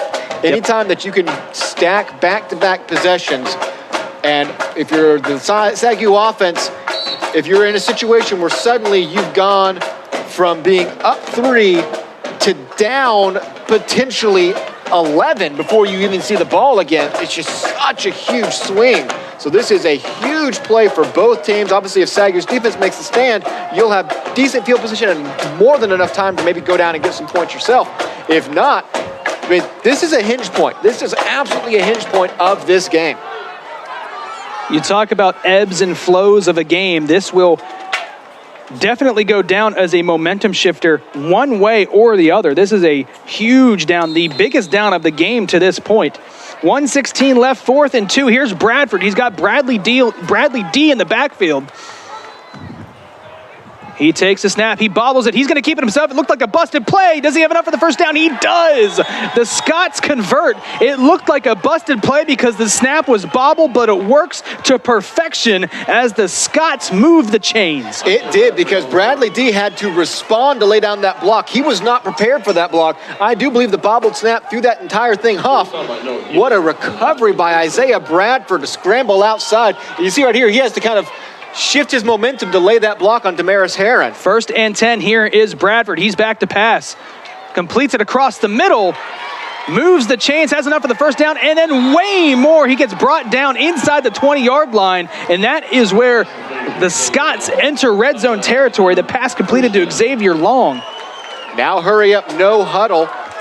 And SAGU's got to find a way to close that gap in the middle. That's where the Scots have been attacking all day. Here's Bradford. He's going to take off to his right, has a man, almost brings it in with one-handed. Bradley D. That's going to stop the clock on the incomplete pass. And had he brought that in, it was going to be Dalton Spencer was the only one who was going to be able to drag him down. That would have been a touchdown unless Dalton Spencer was going to make an open field drag down tackle. That is not an easy tackle to make. At that point, it's a foot race. That may not be the worst incompletion, though, for Lyon as it stops the clock with 27 seconds left. It's the equivalent of a spike at that point. You know, you only have one timeout left. You want to save that if you go to the middle of the field again. There's still plenty of yards to pick up. You know, you still pick up first down inside the 7. They're running out of play clock right now, though. They're going to have to hurry this one down. Yeah, you don't want to use your timeout here.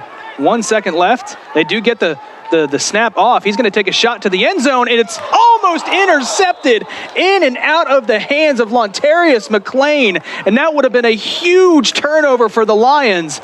They would have kept points off the board, and he has got to be sick to his stomach that one fell to the turf. Points off the board, and the field was so spread, I don't think there was a Scott between him and the end zone. When he's going to, I guess there's one right there. If he's able to fieldly intercept that, he might have been able to turn that around for a huge gain. It will bring up 3rd and 10 now. With the wind in their face, a field goal would be challenging here. 23 seconds left in the first half. Here's Bradford, back to pass, facing pressure. He rolls out to his left, looking for anybody downfield. Can't take a sack, he takes off. Does he have enough for the first? He does. He spins his way for the first down, and that will move the chains. And it looks like Lyon calls a timeout, and they will. Lions College. That is their 3rd and final timeout. What a spectacular play from Bradford. Looking to throw the whole way, just nothing doing. Spinning off tacklers, picking up 12 yards down to the 5-yard line. He is so much fun to watch. He has been having an absolute ball game here in the first half. Has the Scots on the verge tying or taking the lead just before the half. Just look at this replay again. First of all, the blocking does a good job of at least creating a scattered pocket. There were defenders there, and he just locks up Gibson there. Gibson is frozen, spinning off of Dalton Spencer. I feel like you could almost name all 11 SAGU defenders on that play that were at least within the vicinity of Bradford. He had to beat them all to pick up the first down. Situation now is a little interesting. There's only 13 seconds left, so you cannot be brought down in bounds. If you're brought down in bounds, there will be no time to spike the ball and kick it off a field goal. So these plays have to go quickly to the end zone. You probably can get 2 off before you need to make your choice if you're going to the end zone a third time or kicking a game-tying field goal. Goal-to-go situation, so no first downs either for the Scots. Out of timeouts. From the 5-yard line, 1st and goal. Here is Bradford. He takes a snap. He's back to pass. Across the middle, broken up, incomplete. That was well behind the intended receiver, Xavier Long. And that might, another not bad incompletion, because if he catches this, I don't know if he's in the end zone. I think close. He's going to be 1 yard short. If he had caught that, unless the refs had given him the yard that I don't think he had, he'd have been down at the 1, and I don't think they get that play off in time. So 8 seconds left now. Again, you have time for one more play just like that, a quick slant or a quick fade to the outside. You can't go for much longer. And then it'll be decision time, whether you're going for one more play to the end zone or kicking a field goal. 2nd and goal from the 5. Here's Bradford. Back to pass. He's rolling out to his right, looking for somebody on the outside. He's got a man. Bradley D in the flat for the touchdown. And Lyon will take the lead pending an extra point, 21-17. A huge score there for the Scots as he found D wide open and walks into the end zone. And why wouldn't you let Bradford use his legs right there to stretch the play out, roll out to his right, get the underneath man, the free space. Kick is up and good. And with 3 seconds left in the half, the Scots have reclaimed the lead after the huge 4th and 2 conversion, and then another 3rd and 10 conversion from Isaiah Bradford. And then on 3rd and goal, getting the ball into the end zone. What a clutch drive from the Scots. A drive that started deep in their own end. Started at the 13-yard line. When we were talking about SAGU flipping the field, they march 87 yards and do it with a number of huge conversions to take the lead and go ahead and put that little exclamation mark by this game. We are in upset watch in Waxahachie, as barring something spectacular here on this kickoff, SAGU will go into the locker room trailing by 4 and giving the ball back to the Scots to start the second half. 3 seconds left. Here is the kick by Reese Stange. And it's a low dribbler fielded by the up man. He can't quite get a hand on it. And here comes Mike Mouton. He's got him around the edge, trying to make something spectacular, like you said, happen, but he's going to get driven out of bounds. That will do it for the first half of action. Lyon, the Scots, will go into halftime up 21-17, as you said, on an 87 of the first half. On an 87-yard, 2.5-minute drive, roughly 2.5-minute drive to find the end zone and put up 21 points in the first half. And this is a Lyon team. This is a Lyon team that has not been able to really score that well this season, as we talked about in pregame, Tim. But coming out on a good SAGU defense and putting up 3 touchdowns, especially there right at the end of the half, that's got to feel good if you're the Scots. Yeah, as we said in pregame, they have trailed going into the half by an average of 20 points this year, and that's not just in losses. That's including their win last week against Texas College. So you can easily say, by far, looking at their body of work this year, that's the best half of football that Lyon College has put out there. For SAGU, you got to find a way to make sure the second half doesn't resemble it at all, or you are in very dangerous territory. Absolutely. We are going to hear from defensive coordinator Jared Hutchins, who is with our sideline reporter Jazz Williams. Jazz, down to you. Back and forth game on both sides of the ball, scoring almost each possession. What's it going to take to get that extra stop? We just got to tackle when we get to the point of attack. We're not finishing the play. few things they did schematically that give us a problem, but things we can clean up.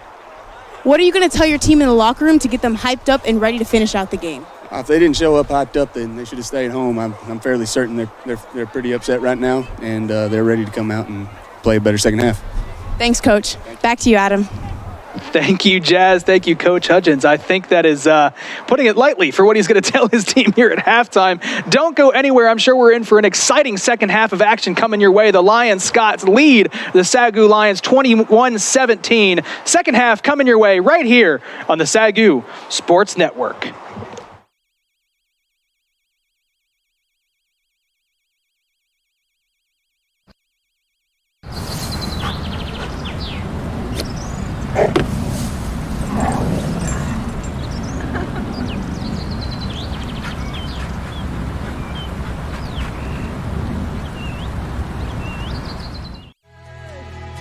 At AGCU, we are committed to forging relationships centered around faith and finance. Our purpose is to provide financial solutions to help you succeed while we tithe 10% of our annual earnings to ministry and community organizations. Your mercy's never ending, your kindness never fading. Jesus, you're always with me. You're always with me.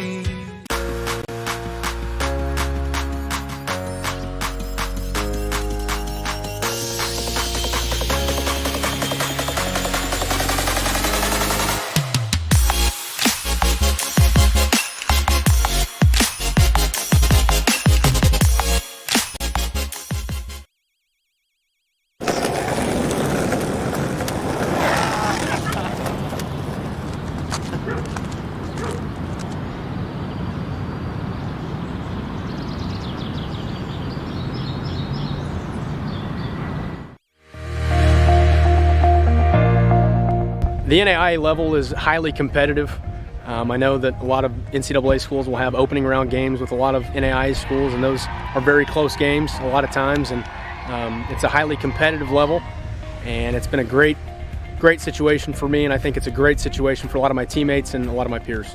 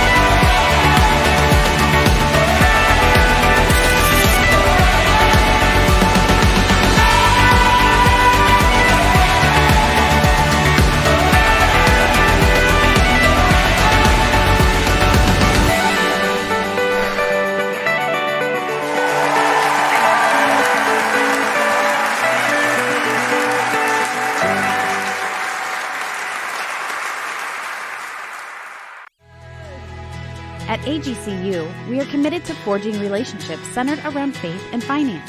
Our purpose is to provide financial solutions to help you succeed while we tithe 10% of our annual earnings to ministry and community organizations. Your mercy's never ending, your kindness never fading. Jesus, you're always with me. You're always with me.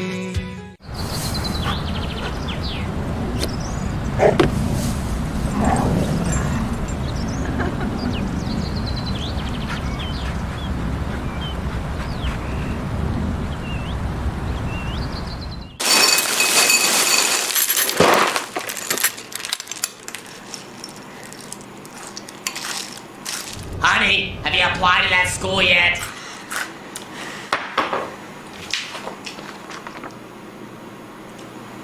Not really into purple.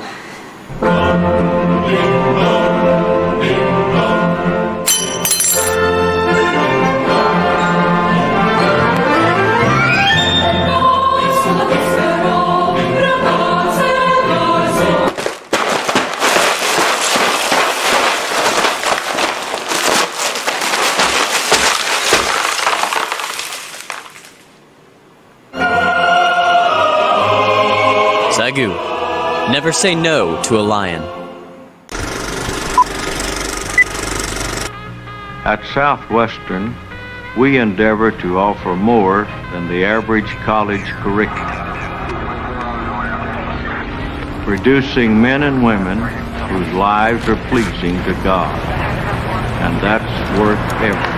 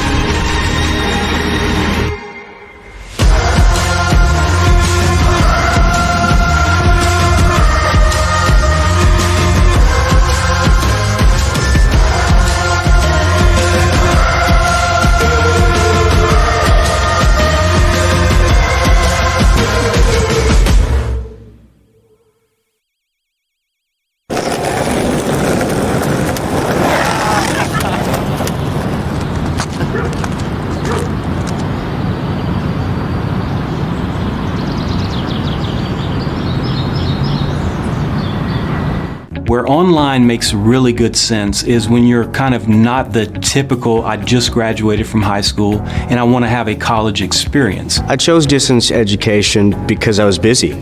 I mean, I knew that our lives were kind of all over the place, everything that we were doing, and I wanted something that was flexible. My degree at SAGU allowed me to still be a mom and an educator and get my degree online. I was able to tuck my kids into bed and get everything that I needed to get done, and while laundry was going, I was studying. If you have any questions, certainly give me a call and shoot me an email, and I'll be glad to help any way I can. We have an asynchronous program, so videos are going, students are accessing the course on their own schedule, which is a convenience of online education. So the online provides the way to get the academic credit that you need to advance your career path, advance your learning and your skills. Well, a lot of what we were doing with our resident assistants was preparing them to teach their halls. And then, of course, I'd have the opportunity to teach as well. So I was training, but then I was also teaching the whole dorm. And so I found that a lot of the tools that I was getting from my classes was really helping me to prepare my RAs and to prepare myself to minister to our students. My master's degree in education at SAGU allowed me to have a bigger influence on more than just students, but also educators. With the door that this degree opened, I was able to take this position that really didn't exist before I graduated, and I was able to move into that. In SAGU's philosophy, we want to connect students with a faculty member that is curating the content, and they are providing the content we feel is important for that particular course the way that it is presented in SAGU's distinctive. I loved the way that they would give you quality feedback. It's not just a grade, but I want to know what you think about my work. My professor was fabulous, just was always there for me that entire semester, and I was able to graduate exactly when I expected to. The fact is, there is no back row in an online classroom. You can't get in the back of the class. You're either online and engaged or you're not doing the work. The number one thing is their passion for students. The customer service here, they're going to help you get across that finish line and do everything they can do to help you get there. This is a place where if you've already in your career, you know what you want to do, and you just need that extra skill set, you need that help to prepare you to be more successful. This is a very practical place to get your degree.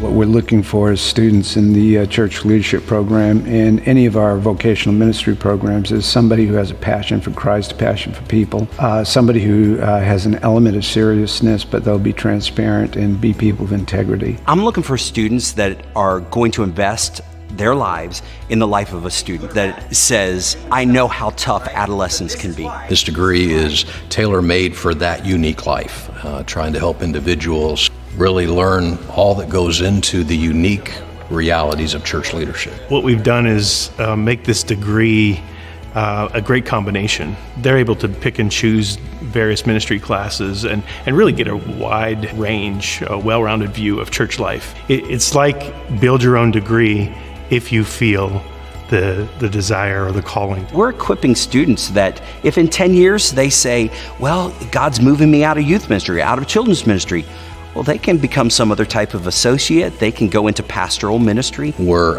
increasing the internship component that goes alongside this degree. And so, this gives a good potential. The student can be plugged into a single church for 3 semesters. They could be plugged into 3 different churches. If it's children and family classes, then, for example, there's one called Creative Methods, ballooning, juggling, clowning, all of those kinds of things that we're going to cover. We also have a course called Issues in Childhood and Family Life. How do we do care for people who've gone through abuse and neglect and divorce and all the tough things that come in life, especially in the lives of kids? I discovered that along with other things that I had been doing. And in pastoral leadership, they're going to get courses such as ministerial ethics. They're going to get courses like pastoral leadership itself, but then they'll also pick up things like hermeneutics and systematic theology to go along with preaching courses and pastoral counseling courses. They're going to be learning, some of the practices of ministry, certainly, how to communicate, how to lead a service, how to, develop ministry, but they're also going to learn a lot about dealing with people, things like how to help a church turn around one that's been struggling or how to plant a new ministry.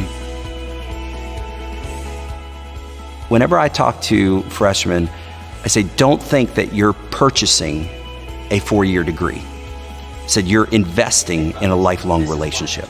Ministry can be a very lonely place, and our role is that they know they always have a friend at Southwestern. Ministry is not necessarily the easiest thing they'll get into, but it's something that they commit themselves to, not because of their it's a profession, but because it's a passion in their heart. Jesus gave us a lot of indications of that, showing us that in his kingdom, leadership will operate differently than it does in the world around us. The sense of servant leadership, working with individuals who maybe at times are in deep distress, trauma, great need. So degrees in church leadership are there to help address that.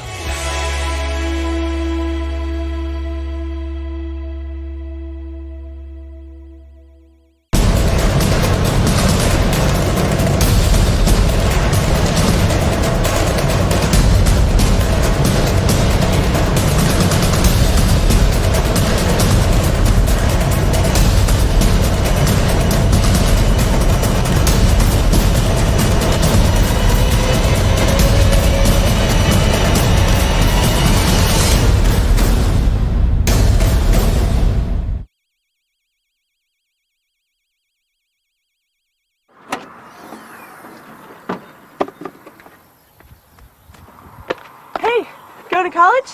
Yep. SAGU, right? Nope. Decided to go to Hogwarts.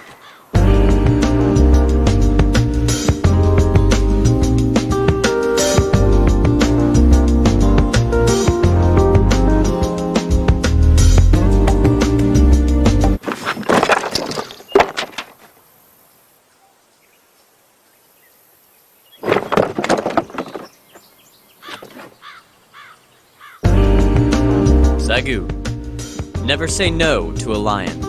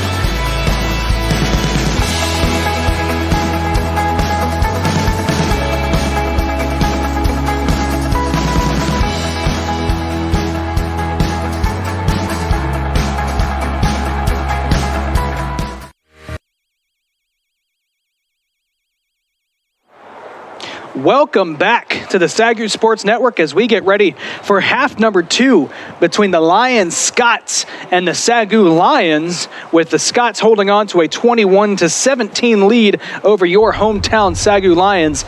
Tim, walk us through that first half, because I'll tell you what, the Scots did not look like a 1-7 football team. They did not, and you look at the stats right there, almost 200 total yards in the first half. Efficiency was the name of the game. Neither team getting a whole lot of penalties. The Scots converting over half of their third down attempts. When you recap that half, it kind of comes down to who blinked, and the Lions blinked on their very first drive, having to settle for a field goal. Other than that, the teams exchanged touchdowns and one punt each to give us the score we currently have of 21-17.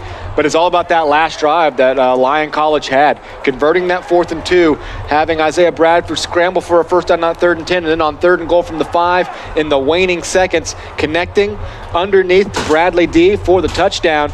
That's giving them the lead, and they're getting the ball first to start the second half. So it is absolutely danger zone time on the SAGU sideline, as they've given up 3 touchdowns on 4 drives. You heard defensive coordinator Jared Hudgens not at all happy with the way that half went. So it'll be very interesting to see what kind of effort we see here on this very first drive. As you mentioned, the Scots come out here on offense as SAGU elected to receive the opening kickoff. So the Scots look to capitalize on their 87-yard touchdown drive to essentially close the first half. It felt like a real big haymaker to the SAGU's Lions defense. So we'll see what they answer back with on essentially back-to-back possessions. Here do the Lions Scots, and we can't talk enough about the play of Isaiah Bradford. The quarterback for the Scots has just been efficient.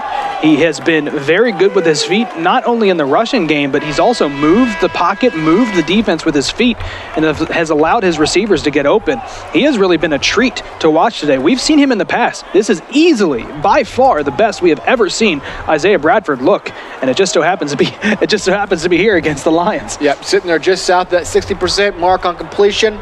169 yards, 2 touchdowns, and they've really done a great job of targeting the middle of the field. They have identified a weak point there for the Lions.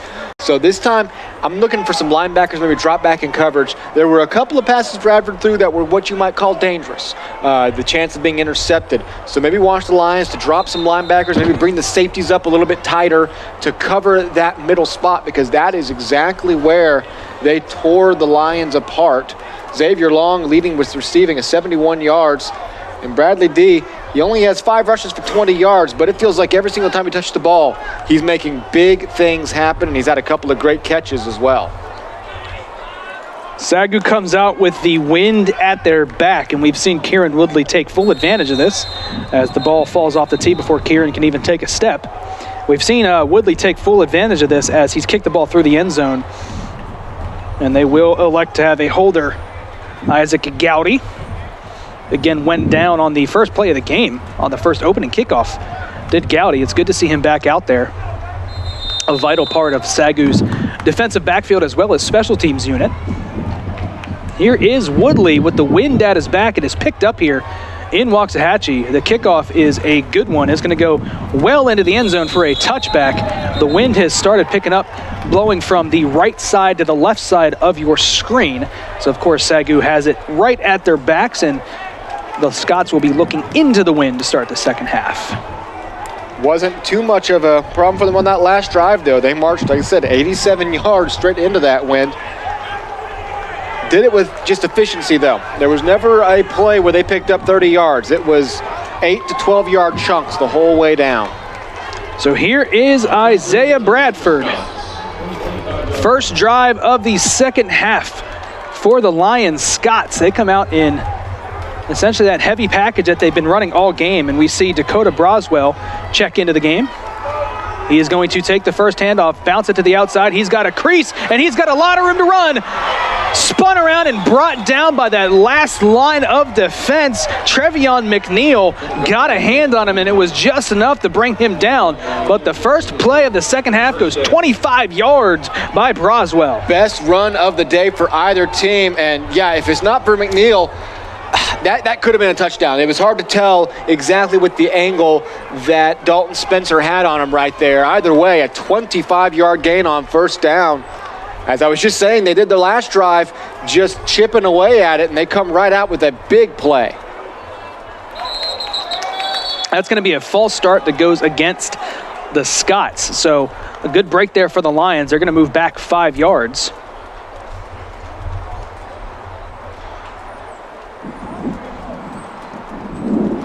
False start. Offense, number 53. 5-yard penalty, still first down. That makes it 1st and 15 here for the Scots. And 53 is going to get the call, but pretty much the entire left side of the offense moved, including the running back, Dakota Broswell. So maybe everybody on the left side got the wrong snap count. Here is Bradford, 1st and 15. He's back to pass.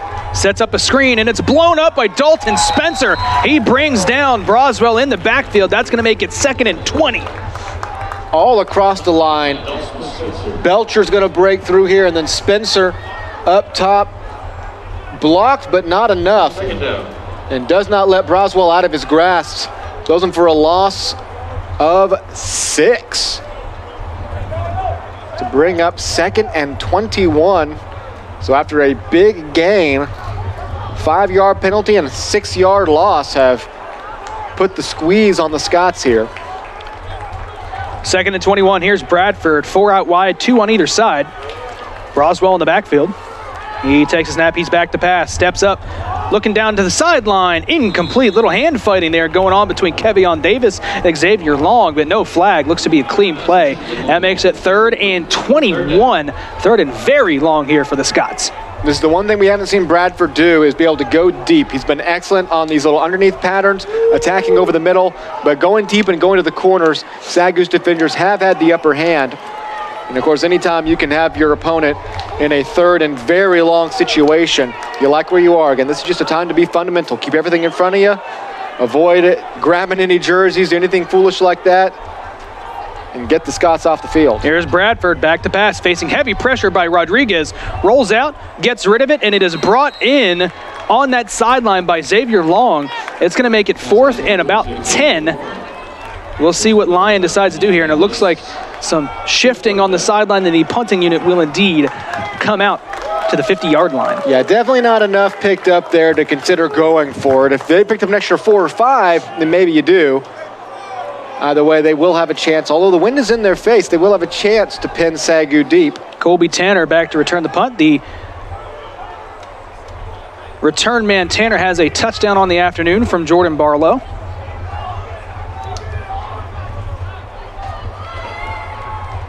The punt is off, and it's end over end, and it goes out of bounds.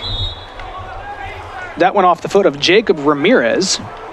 Yeah, that one did not work out well. They're going to mark it all the way up at the 35-yard line, so it's only going to net 15 yards. That's how much of an impact this wind is having right now. A situation where you've had a decent enough drive to get out to the 50-yard line, pretty much all off of that one run. You're hoping to be able to flip the field. Instead, SAGU's going to take over 10 yards further out than a regular touchback.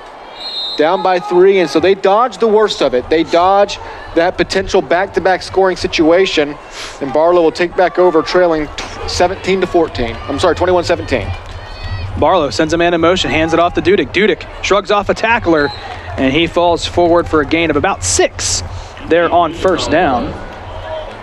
You had Keaton Dudek, who earlier this afternoon broke the single-season rushing yardage record and is closing in quickly, if not already there, at around 1,000 yards on the season. It's a record-setting day for him, but not a day to remember at the moment. He's been really unable to find a whole lot of traction. Barlow keeps it himself, flips it out to Zachariah Johnson. Johnson's got to make a lot of men miss. He throws a stiff arm, and he gets driven out of bounds just shy of that first down marker. They're going to make it 3rd and 1. Honestly, another good job by Johnson here to just avoid getting brought down for a loss. Situation where he's kind of moving in the wrong direction right here. Gets strung out and is able to shake that first guy. Brings up a 3rd and 1 at the 44-yard line. Barlow has Dudek in the backfield. 2 stacked to his right, 2 to his left.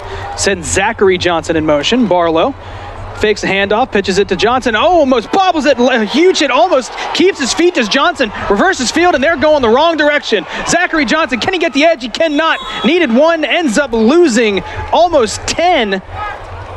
It'll just be 5 or 6 by the end. But a play that really gets blown up. Almost like they went back to the well one too many times. Nobody really got their blocker. And Johnson, I guess now he knows he's playing with house money. It's 3rd down. Yeah. Why not try to make something happen? And it will be a loss at the end of, call it right around 7. Yeah, because they bring up 4th and 8. He needed 1, and you're right, he lost 7. 4th and 8, here's Seth Green on the punt. At one point, it was a loss of around 20, though. Yeah. So he was able to at least minimize some of the damage and give Seth Green a little bit more room to maybe make this punt a big one. Green's punt is off, and it's a good one. Fielded at the 20. It's bobbled. It's on the ground. Lyon looks like they fell on it. That was a scary situation there for the Scots as it goes off the hands of the return man and is recovered by Tim Young.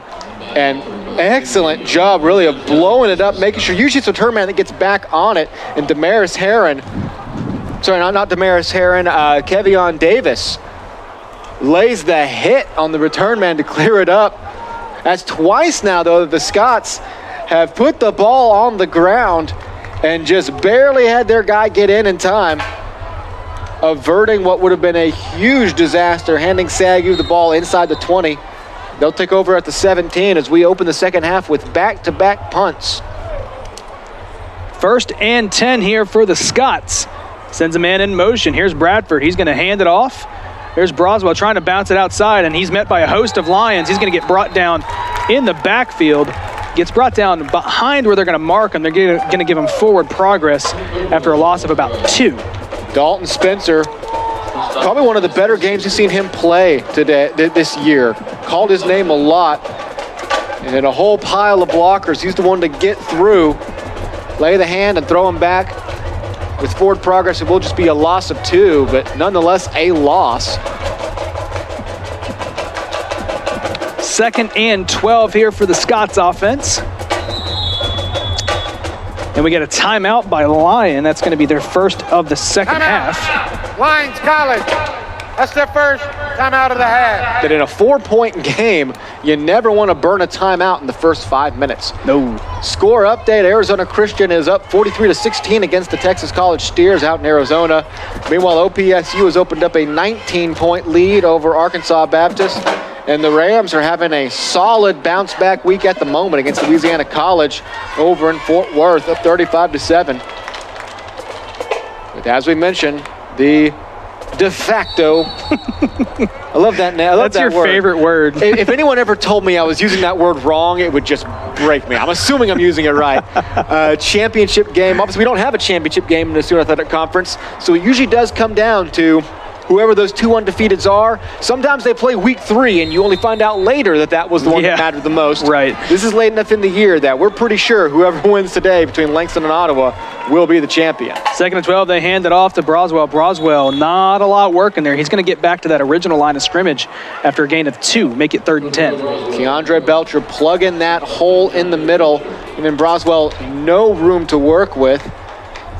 SAGU's defense, outside of the one big run on the first play from scrimmage this half, have stood up strong.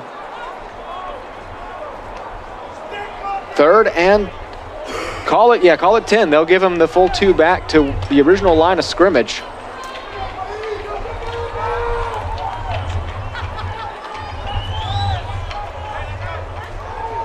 Converting just around 50% of the 3rd down situations are the Scots. Here's Bradford back to pass.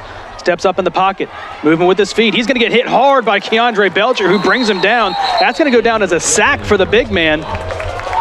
Brings him down. It's going to make it 4th and 11, and that is where the Lion will have to punt. And worst of all, I believe Isaiah Bradford is down. We'll see the play right here. He's going to step his front foot forward, and you'll kind of see it. Yeah, right there for a moment.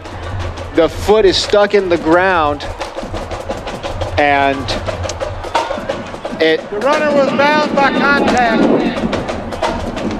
The runner was down by contact, therefore we have 4th down. Well, yes. I think maybe the ball had come out towards the end of the play. I assume that must have been why we were being told. Bradford is up. That's good to see. It was hard to tell. It looked like he got his ankle completely wrenched right there. He's going to be able to walk off the field on his own power right now. Definitely not what you want to see at all if you are the Scots, however. We'll see the replay again here. SAGU flushes him out of the pocket, and then surprisingly enough, Keandre Belcher's still there. That's honestly got to be a surprise as a quarterback. Absolutely. To get flushed out of the pocket from behind, you step forward, and Belcher's still on the field of play. You would assume he's behind you at that point. But Belcher was in the right place at the right time. There's going to be a flag. That is maybe 15 yards here going against SAGU. I watched it all the way. Javante Harper rolled into the plant leg of punter Jacob Ramirez. I was watching. I didn't even see where the punt went out of bounds. Personal foul. Roughing the kicker. Defense number 88. 15 yards from the previous spot. Automatic 1st down. And if you've been watching SAGU football this year, you'll understand the groan, because that's an old I Love Lucy rerun right there. We have seen this before. SAGU was about to take over at around the 35-yard line. That was not a good punt. The wind was in their face. We saw this multiple times in the past. And just an all-out bailout for the Scots. And it makes even less sense because Harper didn't have a shot at blocking that punt. No, didn't have a shot. And that's a situation where you know you're about to get good field position. The wind's in their face. They're punting from the 1. I stand up all 10 guys, drop 6 of them back to block. You don't bring the pressure there. The risk reward is just not there. You've now given the Scots a free possession. We do have a new quarterback into the game for the Scots, as Isaiah Bradford is not ready to go. That's Michael. And it's fumbled. There's the ball's on the ground. He just falls on top of it. Michael Trozier, who, welcome to the game. I'm sorry. Troxler. It looks like it's a Troxler. Michael Trozier. We're gonna get a pronunciation on that. Michael. I'm going to go. Michael Troxier is the quarterback now for Lyon as they check out Isaiah Bradford. I can't imagine that Bradford's going to be out of the game or going to be out for the rest of the game. It's just such a quick turnaround after the roughing the kicker penalty that he needs just a breather on the sideline to get figured out. That's the only bailout for the Lions right now, is that it happened so quickly that they haven't had a chance to really check him out and fix him up yet. Another bobbled snap. Here's Troxier. He's running for his life. He's got some wheels. He's going to duck out of bounds. I think he's going to lose some more yardage there. He will. He's going to duck out at the 20-yard line. So that makes it third and 20. Third and a mile. Third and 20 plus, really. As another, was unable to field the snap cleanly. And nowhere to run, being pursued by Taz Allen. And the ball will be, just inside the 20-yard line. The line of scrimmage is just beyond the 30, so it'll be third and 21.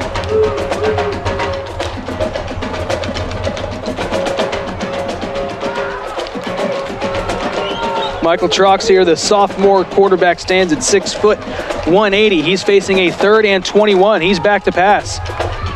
Scrambling, facing pressure, dumps it off. It's caught right at the original line of scrimmage, that time by Devontae White, who's got a touchdown today. And that was nearly intercepted by Trevion McNeil. McNeil is closing in on this one. He's going to be over the top, cuts through the defender, and almost has his hands on it. The Scots are able to get back some of that lost yardage up to 32, but they'll be forced to punt again. So Jacob Ramirez comes back out after being hit with the roughing the kicker penalty.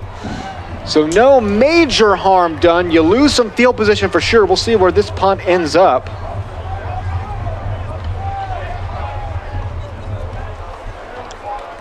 Not as heavy of a rush there by the Lions.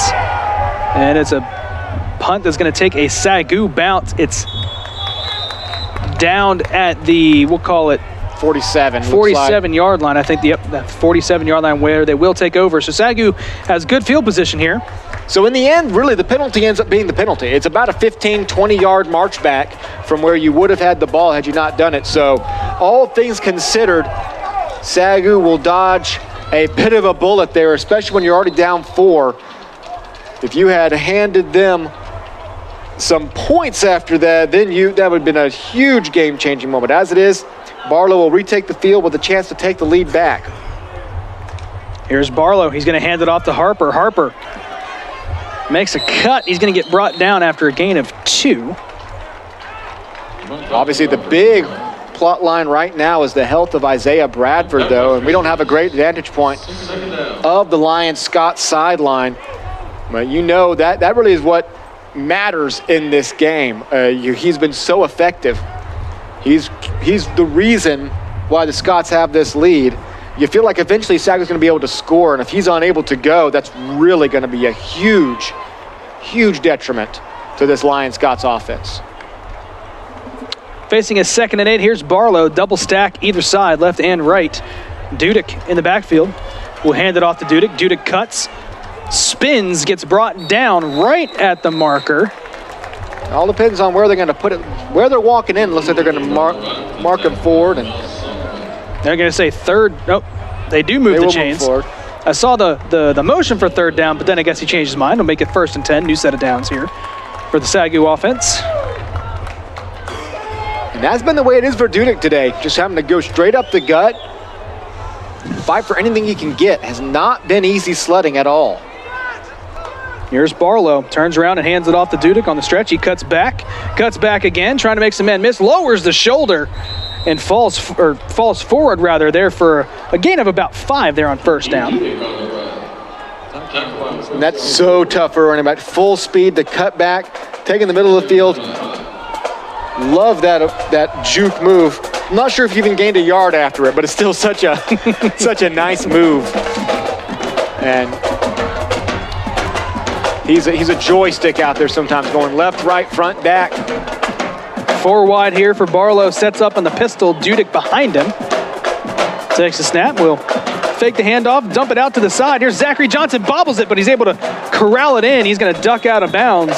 Zachary Johnson takes a pass from Barlow and moves the chains. That was nearly a disaster because he had plenty of room to run. And I feel like if he bobbles this a little bit more, he had some guys in front of him. If he had tapped that one more time, that could have been an interception. And then makes the wise decision after he collects himself to go ahead and just step out of bounds. There wasn't any room left to run. They get down to the 22-yard line. I do see Isaiah Bradford jogging back and forward on the Lions sideline.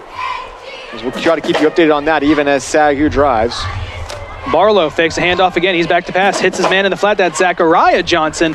He's got enough for the first down. So back-to-back first down by the twins, Zachary and Zachariah Johnson, wearing 9 and 11. And that moves SAGU to right at the 10-yard line. I'm not sure they're going to call it a goal-to-go situation. They are. Yeah. Goal-to-go situation here from the 10. They'll drop the sticks as SAGU goes to the left with Zachary and to the right with Zachariah. Spreading the field right now and looking very efficient. Barlow, 3 to his left, 1 to his right. Dudek in the backfield. Takes a snap. He's going to hand it off to Dudek. Dudek cuts. Tries to spin off a man, but that's going to be a gain of, we'll call it 3 there on first down. The Scots showed heavy pressure from the right side. And really got blocked by his own guy. Coming in with a lot of speed was Bala Muhammad. And he's going to get blocked by his own guy. Otherwise, he would have had a clear shot at Dudek in the backfield. The second line took care of it, though, and held Keaton to just a gain of 3. As we're under 3 minutes to play in the third quarter. No score so far here in the second half. Barlow fakes a handoff. He's back to pass. He's rolling out to his left. He's got a lot of green. Down to the 5. Towards the end zone. Touchdown. Jordan Barlow on his legs. Goes out from the 7. Takes it into the end zone. And SAGU's got the lead here for the first time in the second half. Pending an extra point to go up 24-21. Injury. Timeout. Jamal Long is down and has not moved just outside the end zone, outside that back line. We did see him go down with an injury earlier this game. It looks like he's favoring that same leg that was injured earlier. That's just a nagging injury for him right now. But watch Barlow here. Right here, he's made the decision to run. You can just tell. He's no longer scanning the field. He's looking at a spot. That's just your little pump fake to hope to freeze him. I don't even think it did. And it's just all effort to put that ball out across the goal line. So by the 15, he had made up his mind. He was going to take that into the end zone. His second touchdown run of the game. Kieran Woodley on for the extra point. Low snap, the hold is down, the kick is up, and it is good. SAGU goes up 24-21 over the Lions. Scots on a really good drive there that started from about their own 40, 35-yard line. And Jordan Barlow takes it in himself, his second rushing touchdown on the afternoon. And now we'll keep a close eye on who comes out here for the Scots. Will it be Isaiah Bradford at quarterback, or will it be Michael Troxier? And efficiency has been the name of the game for both of these offenses when they've been working. That was just an efficient drive, picking up 5-10 yards at a time. What a shot there by our sideline cam. Look at that. A beautiful shot. He clearly breaks the plane. You can see the whites of Barlow's eyes as he was all focused in. Good work by our sideline camera operator, Will Boone. Good shot. And I have been in those exact shoes before. I know you have. And let me tell you, it's hard not to flinch when you see that guy barreling. They're going to say he touched the ball. It's in the end zone. It's a live ball, and it goes out of bounds. They're going to say he touched it. I think he did. That was very, very fortunate for Lyon, because you see where that ball settled. It settled about a half a yard out of that back of the end zone. If that ball gets jumped on by SAGU, that's a touchdown. That's very lucky by the Scots, or for the Scots, rather. Yeah. Wow. So, yeah, we're looking over that huddle right now.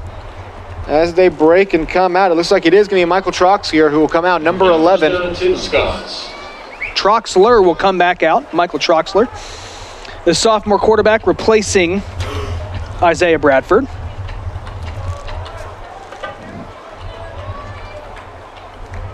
He had a very rough first drive. See if they can clean things up here on his second trip out. He's going to keep it himself on the read option. He falls forward for, again, a 4 there on first down, does Troxler. Freddie Miller on the run, tackled by Isaac Gowdy. And if it's not working for you through the air, just run a little read option straight up the gut. As we've seen, there have not been a whole lot of big plays in this game. So just keep things the way they have been.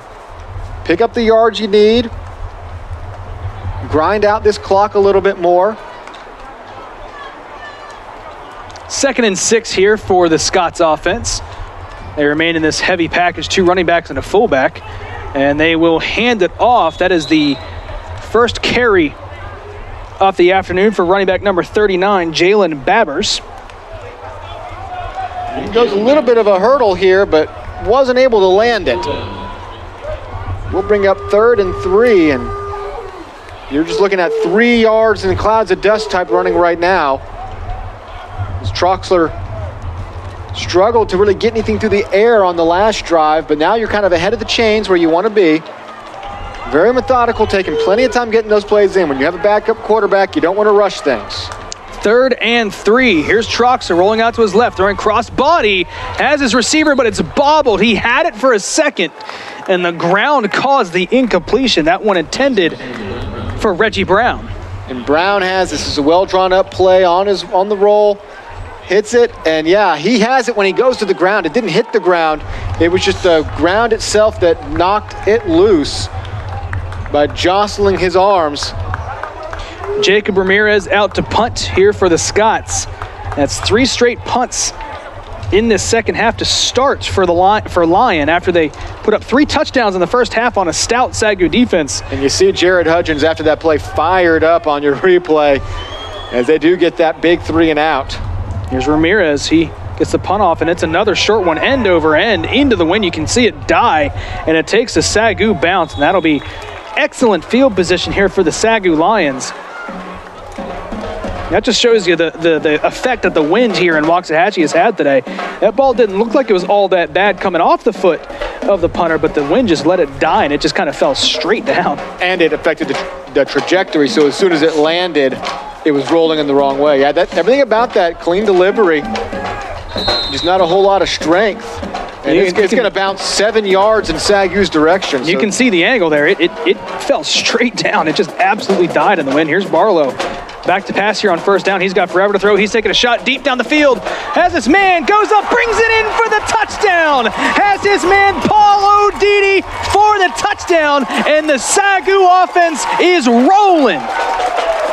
One play. Just line up, go deep. You know you have the wind at your back for a few more plays. Throw up the jump ball with one-on-one coverage. Trust your big man, Paul O'Didi. All 6'5" of them to go up and get it. And Barlow delivers a beautiful arcing pass right to the goal line. And SAGU, just like that, touchdown, 3 and out, touchdown.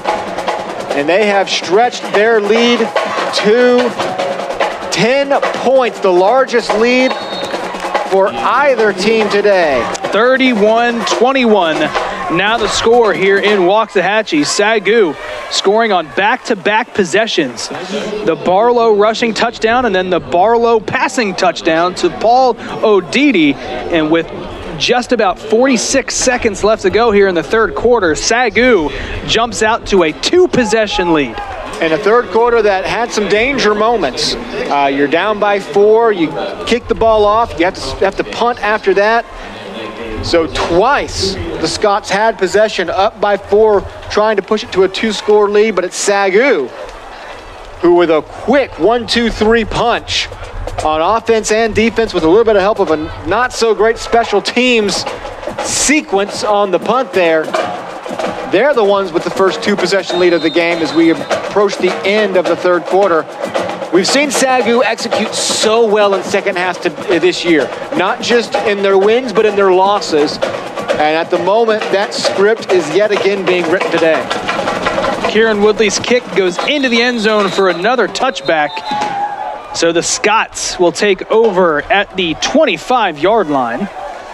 And as it stands, it looks like Michael Troxler will finish this game for the Scots. Yeah, once you see him come out on 3 straight drives, enough time has passed now that if this was just a pain-related thing for Isaiah Bradford, he'd be back out there. So assumption going forward is that Michael Troxler is your quarterback. The Scots have yet to pick up a first down with him as their QB on the field. They're going to have to find a way to make something happen and fast. They now trail by 10. They haven't come out in any spread sets here with Troxler. A lot of heavy backfields with 2 running backs and a fullback. This time he hands it off to Bradley D. And he's got 3 yards there on first down. Even though the clock's not your friend down by 10, you may not run another play. Go ahead and get the wind at your back. With a backup quarterback who struggled so far in the game, and they will, they're going to go ahead to the sideline. The play clock is in your favor, so go ahead and let the winds change and hope the winds of fortune change going into the fourth quarter. SAGU will win that quarter 14-0 and go into the fourth with the lead. You mentioned earlier, Jared Hutchins fired up after that defensive stop. After the last defensive stop, we heard him going into halftime very displeased with his defense, and they have absolutely turned it around here. And with good reason, he's fired up now. SAGU's defense allowed only 37 yards in that third quarter, 25 of that on one run on the very first play from scrimmage. So 12 yards outside of that. They dropped the third down conversion from 60% to 37.5% as they had to get multiple third downs on one drive thanks to the penalty. And the offense did their part after settling for the first punt of the half. They reel off 2 touchdowns. So SAGU up by 10. And it's all kind of working for them now. The Scots do have the wind at their back, facing a 2nd and 7 here. This is the direction they've wanted to go all game. And it's when you lose the toss, you get the chance of having that wind at your back to end the game. And they hand it off on 2nd and 7. He's brought down quickly by who else, Tim? Keandre Belcher making initial contact there on running back Jalen Babbers. Just always in there. If you're the defense, he's always where you don't want him to be. The biggest play of the game, and you know Belcher wasn't trying to do it, but the play that injured Isaiah Bradford was there was a jailbreak in the backfield. He steps up, and somehow Belcher was still there. He's always the guy to break through the backfield and get behind you. The one time you hold him up at the line is the one time you didn't want him at the line, and that really is the game-defining play right now, not only because it got the Scots off the field, or at least got a punt attempt out there, but because of what it did to Isaiah Bradford. Troxler back to pass. He steps up, throws it. He gets hit hard as he throws it. It's going to be an incomplete pass. Damaris Heron scooped it up as if it was a fumble, but I think it was pretty clear there that Troxler was throwing that ball. Yeah, we'll see the replay here, and oh, I don't know. I think that was I think the ball is loose. Take a look at his hand. Oh, that's tough. It's so close, and we don't get the benefit. No, we don't. Officials don't get the benefit of replay. We do up here, but the officials do not. And that's even one of those that had you reviewed it. It had been very hard. You need a close-up of his hand to see the moment it lost possession. Yeah. Regardless, the SAGU pressure pays off. It's 4th down, and the Scots will punt yet again, their 4th consecutive punt. Jacob Ramirez, this time the punt is off with the win. It's a pretty good one. And it's botched. It's on the ground, a live ball. It's picked up by SAGU. A big break there for the Lions. A flag comes flying out as Lontarius McLean scoops up the loose ball and tries to make something happen with it. A scary situation there if you're a Lions fan. Wow, that was very dangerous. That's the only thing you can't have happen right now. Up by 10, everything going your way, bobbling that punt. I have a feeling the penalty is going to be just a standard block in the back. Legal block in the back. Return team, number 43. 10 yards from the spot of the foul. First down. The funny thing is the block in the back is going to come after the fumble because there's been no blocking yet, and it's not until McLean scoops it up. But what a response by McLean. It's so close. I mean, that's how you know it's kind of going your way here in the second half. Xavier Long was by that ball, and because they made the football a funny shape. All these other sports play with round balls. Somebody had the bright idea to make this weird egg-looking thing. Otherwise, that's rolling right to Xavier Long's hands. Instead, it bounces just enough away from him that McLean's able to scoop it up. Picks up a few, but the block in the back erases it. Still, huge bullet dodge by SAGU. Barlow turns around and hands it off to Dudek. Dudek has blocking to the outside. Following the blocks, he's got some open field. Down past the 50, it's a foot race to the 40. He's brought down from behind, just shy of the 30-yard line. A touchdown-saving tackle by Chris Bronson on the sideline, and we get a flag late here after the play. The flag was on the field very early, actually. It was on the field when he was running. That's way There's downfield. no flag. It fell out of his pocket. There we go. The end of the run is a first down. Hate when that happens. But a huge run by Keaton Dudek. And we've been waiting for it, Tim, and it finally came here in the fourth quarter. What an example of you can only contain him for so long. He gets to that corner, the blocking's there, finds those little gaps, and then he is just gone. It's only the speed chasing behind of the DB, Chris Bronson, that brings him down to the 31-yard line. But Dudek finally breaks a big one, and SAGU looking to really start salting this one away. Barlow pitches it to Dudek. Dudek lowers the helmet, and he picks up 6 there on first down. Tackled by Chris Bronson. Quick pitch. Everybody in the line does their job, and Dudek knows where to find those holes. He's scanning the whole way through, finally sees the first one that's the easiest to take. Shoots the gap, picks up 6. And now SAGU will slow it up a little bit as the clock has certainly shifted in their favor. Injury. Timeout. Looks like we've got number 77 for SAGU. Roderick Williams is down. We'll have an injury timeout.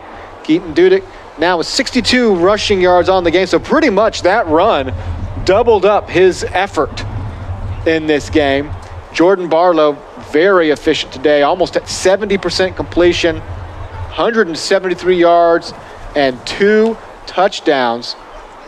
I'm not sure that graphic isn't quite updated yet for Dudek's rushing. It may not yards. be. Yeah, I think that one might be a second or two behind after that big run. We're looking probably around the 80, 90-yard rushing or yardage numbers for Dudek. So he's probably closing in on 100 yards here on the afternoon. Which is what he pretty much has to average for the rest of the year to, again, he's now the single season record holder. He has a chance to break on his own the full team record. He can run for more yards than any Lions team has. And those numbers are also helped by Jordan Barlow's numbers as far as the team goes. But the fact that Dudek himself can also break that record is astounding. What an excellent season. The best season that we've seen by a running back in SAGU history. This has been a treat to watch. Score update, Arizona Christian. As I kind of alluded to, they know their positioning in the top 25, and odd-looking numbers can help you out with the pollsters. And 64-16, they are rolling now. OPSU still up by 19 against the Buffaloes. Louisiana College has cut into their deficit against Texas Wesleyan, but they still trail by 21 over in Fort Worth. As good to see Roderick Williams off the field under his own power. Just needing a little bit of help. He's definitely having issues with that ankle. And this is what happens in these games when you don't have a lot of big plays. Every single play is ending with some sort of contact. Outside of the one big touchdown throw, everything else has happened on the ground and just, scrapping for everything you can get. SAGU facing a 2nd and 4. Down at the 25-yard line. Clock will roll. Barlow comes out with a heavy package here. 2 receivers, 1 on either side. Dudek in the backfield. 2nd and 4. Gets him to come off sides, and that will result in a first down after the offsides penalty. Barlow with the hard count again. Offside. Defense. Number 58, he made contact. That's a 5-yard penalty. The result of that play is going to be a first down. Yep. Romel Solomon gets called for the offsides. They could have called it on a number of people on that play. Solomon was just the one that made clear contact, and give the Scots credit. They have not allowed the free play yet, but twice now Barlow has gotten in the jump. That's a big one, though, resulting in a free first down inside the red zone now. Barlow hands it off to Dudek. Dudek met immediately in the backfield and brought down. And there we see Solomon.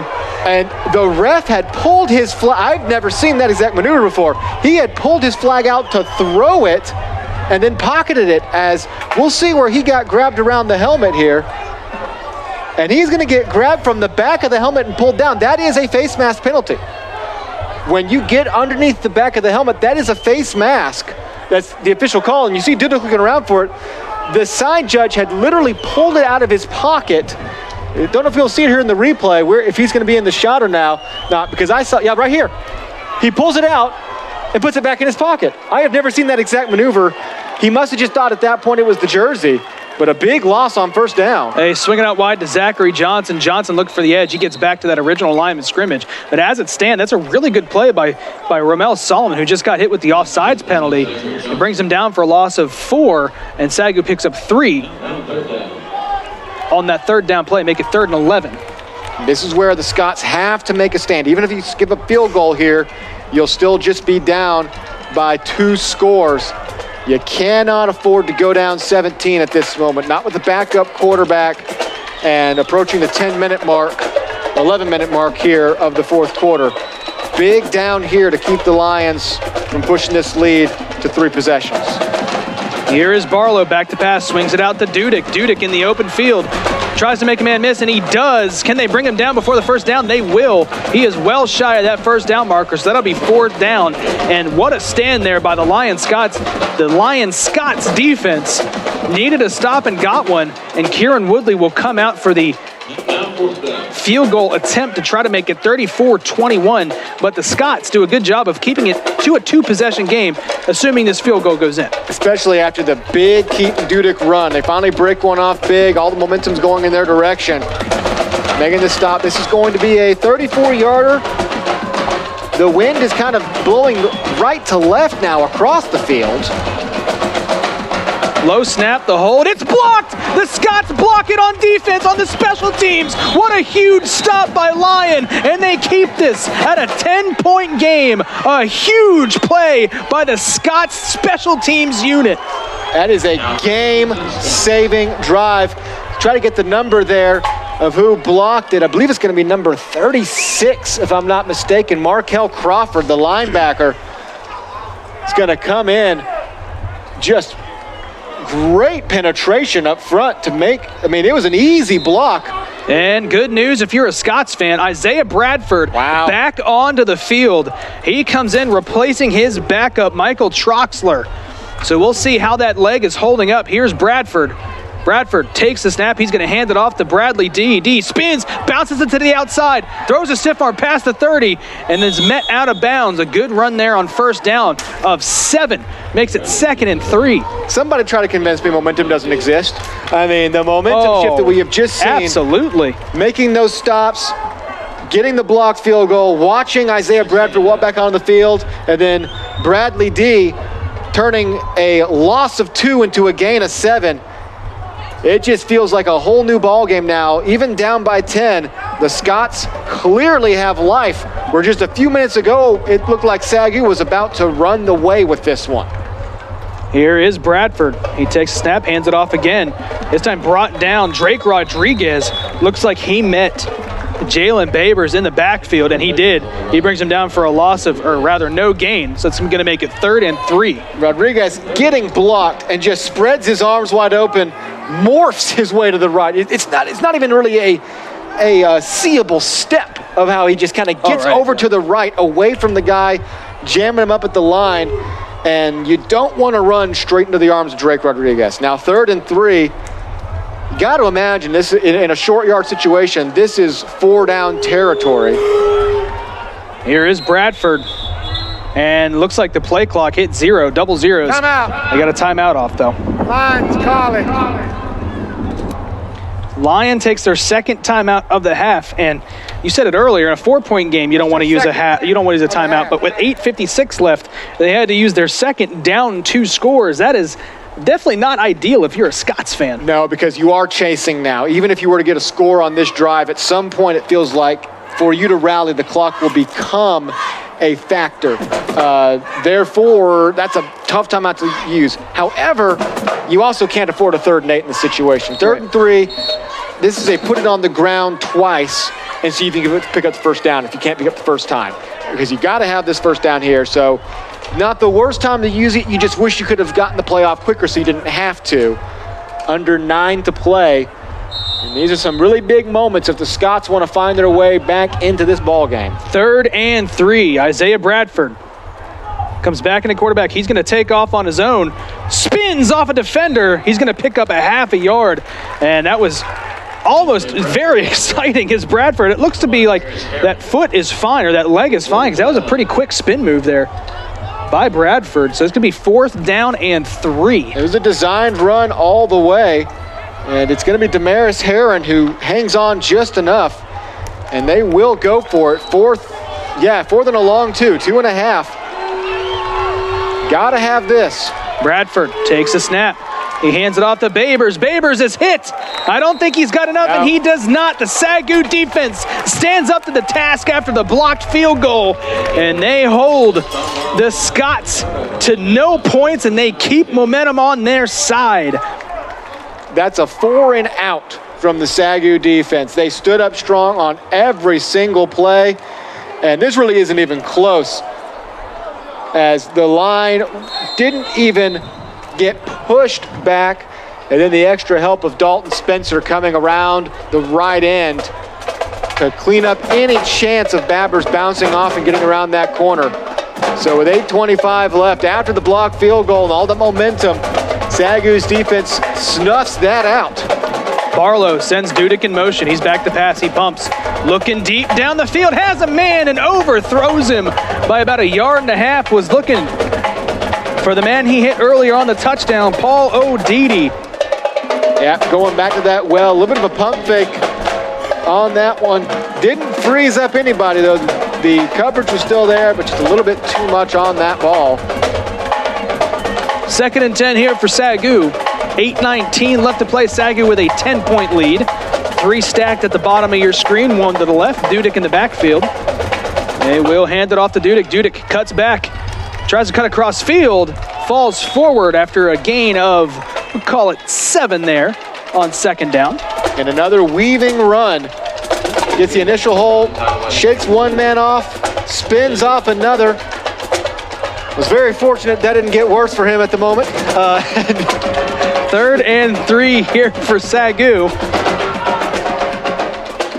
Bunch at the bottom of your screen, 3rd and 4 rather. Barlow hands it off to Dudek. Dudek is hit, but he spins off the tackle. Tries to keep the feet moving. He's going to get brought down about 1 yard short of the stick of the line to gain. That's going to make it 4th and 1, and this is an interesting decision here if you're Coach Smith. I think it's pretty clear cut. It's 4th and 1. You know you have a running back who's pretty much the best in the nation. If you get this, the clock keeps moving. You've already had 1 field goal blocked. You haven't burned all that much time. Even if you don't get it, the Scots are just looking at the ball at the 25-yard line. They're going to stay on the field trying to pick up this 1st down, which would be huge. They bring in the heavy package, Dudek to the right of Barlow. They will pitch it. He's got blockers. He cuts it upfield. He's got enough for the 1st down. He lowers his head and gets brought down, but that will move the chains, and SAGU can eat some more time off the clock here as a pitch to Dudek works to perfection. That quick pitches is something we've seen a lot this year. It's been a lot of straight up draws or maybe read options. That's a couple of times this game they've dialed it up. And I think give credit to the Scots for that. The rushing attack that has been so dominant here in these most recent weeks just has not been able to find the same level of dominance we've seen. The yards are going to be there, but it's because they've kept going back to that well so many times and had a couple of big runs. But they've had to dial up some different looks to make their most powerful offensive attack work today. Here's Barlow, hands it off to Dudek. Dudek cuts it to the outside, lowers the shoulder. He's brought down after a short gain of, we'll call it 3 there on 1st down. And this is why you go for it on that 4th down. The clock's just going to keep on moving. Dudek, going vertical, laying the shoulder down. You're going to go under 6 minutes right here. The Scots, with just 1 timeout, really can't afford to burn it at this point. 2-possession lead for the Lions, and it's looking very good for them right now. Barlow with 3 stacked to the left. Dudek in the backfield, pistol formation here for SAGU. Barlow hands it off to Dudek. Dudek following the blockers, spins off a tackle, but he's brought down after a gain of 1. And that's what Lyon will take their last timeout of the 2nd half. They'll stop it up here at 3rd and 6. Not a bad time to use that timeout, as SAGU is going to have to really think about what kind of play to dial up, whether they go to the air. And if they do, if you force an incompletion, you'll still have a lot of time left. Oh, they're actually going to rewind the clock, so the timeout was not called. Oh, they did not call the timeout. I was under the assumption it looked like the coaches were walking on the field, but third down here, the clock keeps running. They stopped the clock to reset the ball, even though it wasn't a first down. Interesting. Maybe they meant to call it here on fourth down, if they get to a fourth down. But 3rd and 6 here. Barlow, heavy package, Dudek to the right. Barlow will keep it himself. He saw something he liked. He spins off the tackle, reaches out, and he's right at that line to gain. I think they're going to give him the first. It's tough to say, and it looks like they will give him the first down. Huge run there by Jordan Barlow. And we somehow need to create a stat for right decision made on a read option, because I feel like nobody calls him better than Jordan Barlow. He sees the field so well. Right there, you're probably thinking, Dudek, he's been running really well. It's a safe move right there. But as soon as the play starts, he goes and then sees something up the middle and says, no, I've got the first down. It always feels like on those read options, he is making the right call. Big conversion there as the clock will continue winding down. Under 4.5 to play, and SAGU will have to use a timeout as the play clock got down to 1. That's their first of the second half. You see right here, and he even has a free guy coming in his direction. He saw maybe he kind of over pursued and was going to get that gap, and he had to go immediately. If he'd have waited another second, it was not going to be there for him. Stretches for just enough, and tell you what, with Dudek, it's hard to say he's having an off day. He's run for 118 yards, but he's needed 24 carries to get there. We're usually seeing him get to that 100 plus with, carries in the teens. I think this is probably Jordan Barlow's most efficient game we've seen all year. Not a ton of yards because they've either had to punt very quickly or they've had shorter fields for touchdowns. But he's just made the right decisions all game long, has had the big throws when he's needed them, has done a lot with his legs. So maybe not his flashiest game, but I would say the most efficient game we've seen from Jordan Barlow. And SAGU currently 3 penalties for 33 yards. That is definitely well under their season average. That is somewhere they've improved immensely so far this game. Penalties have always been something that have kind of bugged this SAGU team, but not today. Here's Barlow now, 1st and goal from the 7. Very heavy package. They keep this heavy package in there. Barlow will keep it himself. He goes up the middle, keeping the pile moving. He fumbles, but I think they're going to rule him down at the 1. He fumbled. If he did fumble, Blaine Rowe was right there to pick it up in the end zone, essentially. But you get a good look at it here. Barlow keeps it himself. That's such a late drawback from the quarterback. Pulled it very late, and that might have actually been loud. Absolutely out. So a touchdown taken off the board here. I feel like that actually popped out before he hit the ground. You're right. I think you're right. That was a fumble. But Scott's fortunate that it didn't end up in the end zone for a touchdown. Barlow's going to keep it himself. Quarterback keeper into the end zone for a touchdown. Jordan Barlow's 4th touchdown, 3rd rushing of the day. Makes it 37-21, and pending the extra point, 38-21. And we just see about 7 or 8 different flags fly from the officials after the play. We're going to get a breakdown of what happened here, but there you see Barlow. After the score.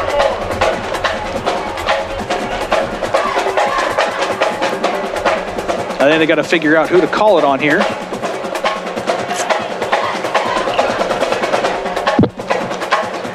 Dead ball, sportsmanlike conduct. On the offense, number 52. 15 yards will be excess on the kickoff. Antoine McDowell gets called for the unsportsmanlike conduct. So the play will stand. It'll be a touchdown. Kieran Woodley looks to make it 38-21. And this will be the 2nd time today that we see SAGU hit with a personal foul that'll be assessed on the kickoff. Yes, and luckily with those penalties that they really haven't struggled with, 2 of them have come in really non-disastrous situations. Kicking off from the 20 versus 35 is not the end of the world. Now, one, of course, came on a punt that could have been very bad, but the defense cleaned it up. Good snap, good hold. The kick is up, and it is good. SAGU goes up 38-21, up 17 with 3:36 left to go. The Scots with one timeout have some work to do to try to claw back in this one. And it has just been a dominating second half by the SAGU Lions. Not just offense, but their defense has not allowed the Scots any breathing room so far here in the second half. What a turnaround from what we saw in that first half. Yeah, I mean, Jared Hudgens made the adjustments needed on 5 drives. The Scots have really only had a handful of first downs, a couple of 3-and-outs. A 3-and-out after a punt penalty, so it doesn't count as 3-and-out, but 3 plays right there, and then the big 4 consecutive stops. As you look at the schedule there, SAGU looking for their first back-to-back anything this year. Win, loss, win, loss, win, loss, win. And a chance to finally put together a streak and a positive streak. Get 2 games over 500, get back even in conference play. And shape up for those final 3 weeks as a excellent second half has put them up by 17, a half again where they trailed 21-17. And you look at those danger moments, twice the Scots had the ball up by 4. Either of those times could have put SAGU in a hole, but they made the stands they needed. Lyon will start with good field position here. It's fielded right just shy of the 25-yard line, but a good job by the coverage team to bring him down before it could do any damage. There pretty much on the solo tackle was Garrett Irwin. You don't get many opportunities on special teams to make a big flashy stopper like that. He wraps them up and prevents really major damage. In the end, it's just going to be around 10 yards different, 10, 12 yards different from where it probably would have been on a regular kickoff into the wind. Here comes Isaiah Bradford and the Scots offense. Isaiah Bradford, who's been very good today, extremely efficient. Unfortunately missed a few 3, maybe 4 drives there with an injury. And the Scots' momentum kind of got halted after that happened. But here's Bradford, empty set, back to pass. He steps up, makes a man miss. Keandre Belcher gets his arms around Bradford and brings him down. And that's just good coverage down the field by the SAGU defensive backfield. Nowhere to go. Bradford has to do everything he can to stay alive. You can look downfield. Might have had number 27 in the flat, but he hadn't looked that way yet. And by the time he had any chance, the pocket had completely collapsed, and Keandre Belcher was there to finish things off. There's Bradford, 2nd and 11. He's going to let it go towards the sideline. His receiver loses his footing and falls down. It was intended for Xavier Long. There's Drake Rodriguez with the strong swim move to get in the backfield and probably force that ball out a little bit early and a little bit off target. And the receiver fell down, so too many things went wrong on that play, and it's 3rd and long for the Scots. 3rd and 11 here for Bradford. 3 wide to his right, 1 to his left. D in the backfield.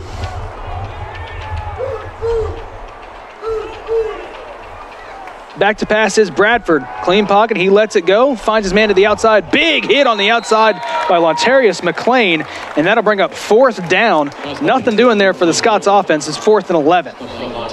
No gain as being forced to settle underneath. SAGU has figured out, we were talking about that middle of the field. It was such a problem for them in the first half. It was where the Scots kept attacking, and that is where SAGU fixed things up. The Scots will use their final timeout. 3rd and final timeout there for the Scots. They will try to draw up something here on 4th down, as it is 4th and 10. Yeah, I got to go for it here, but regardless, it's going to be very, very tough to get back into this one as we take a look at the standings. A win today. That's the 3rd and final timeout of the half. Would put SAGU closer to that 5th spot. They're sitting there right in the middle, battling, OPSU. They've already beaten OPSU, so they will probably surpass them at some point.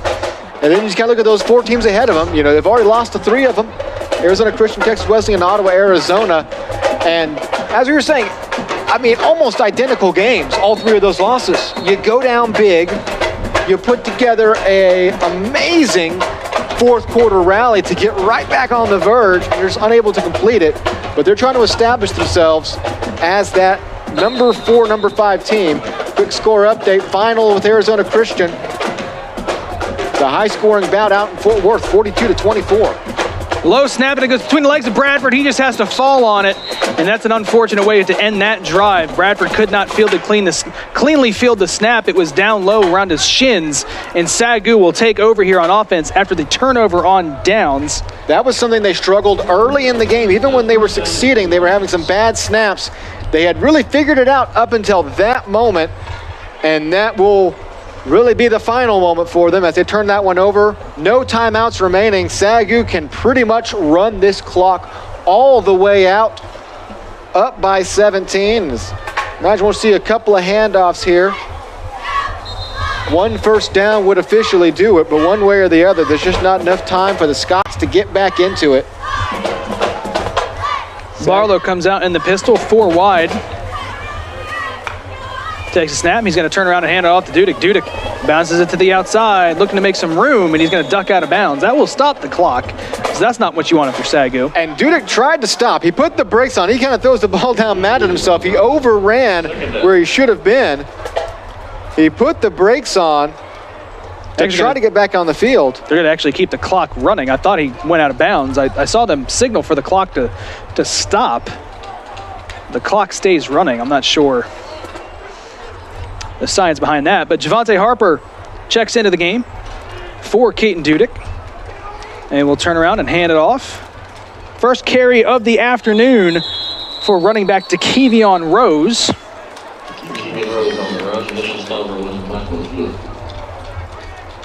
Makes it 3rd and 7. Yep, straight up the gut, keep the clock moving. They snapped that ball with a good 20 seconds left on the play clock. Had they not done that, this could almost be the final play of the game right here. They'll let this one run down, but as it is, if they don't pick up a first down, there will be probably around 30 seconds left when they have to make their final decision whether they go for it or kick a field goal. 3rd and 7, they will let the play clock run down. They snap it with 3, hand it off to Harper. Harper tries to bounce it to the outside, cuts back up, spins, and is brought down for no gain. So that'll serve as a clock killer there. They have around 20 seconds-ish here after the 4th down play. Looks like they're going to try to convert on 4th and 7. Yeah, no point in trying the field goal here. You don't need the 3 points, and the only I don't know that there's many scenarios where 17 points can be scored in under 20 seconds. I'm not sure if there's any actually. But the last thing you need is another block, anything going wrong. They're going to line up very heavy inside, just one man outside. We may just see another run here, keep it all safe. SAGU takes their 2nd timeout here in the 2nd half. They're going to timeout. SAGU. Kill as much clock as possible.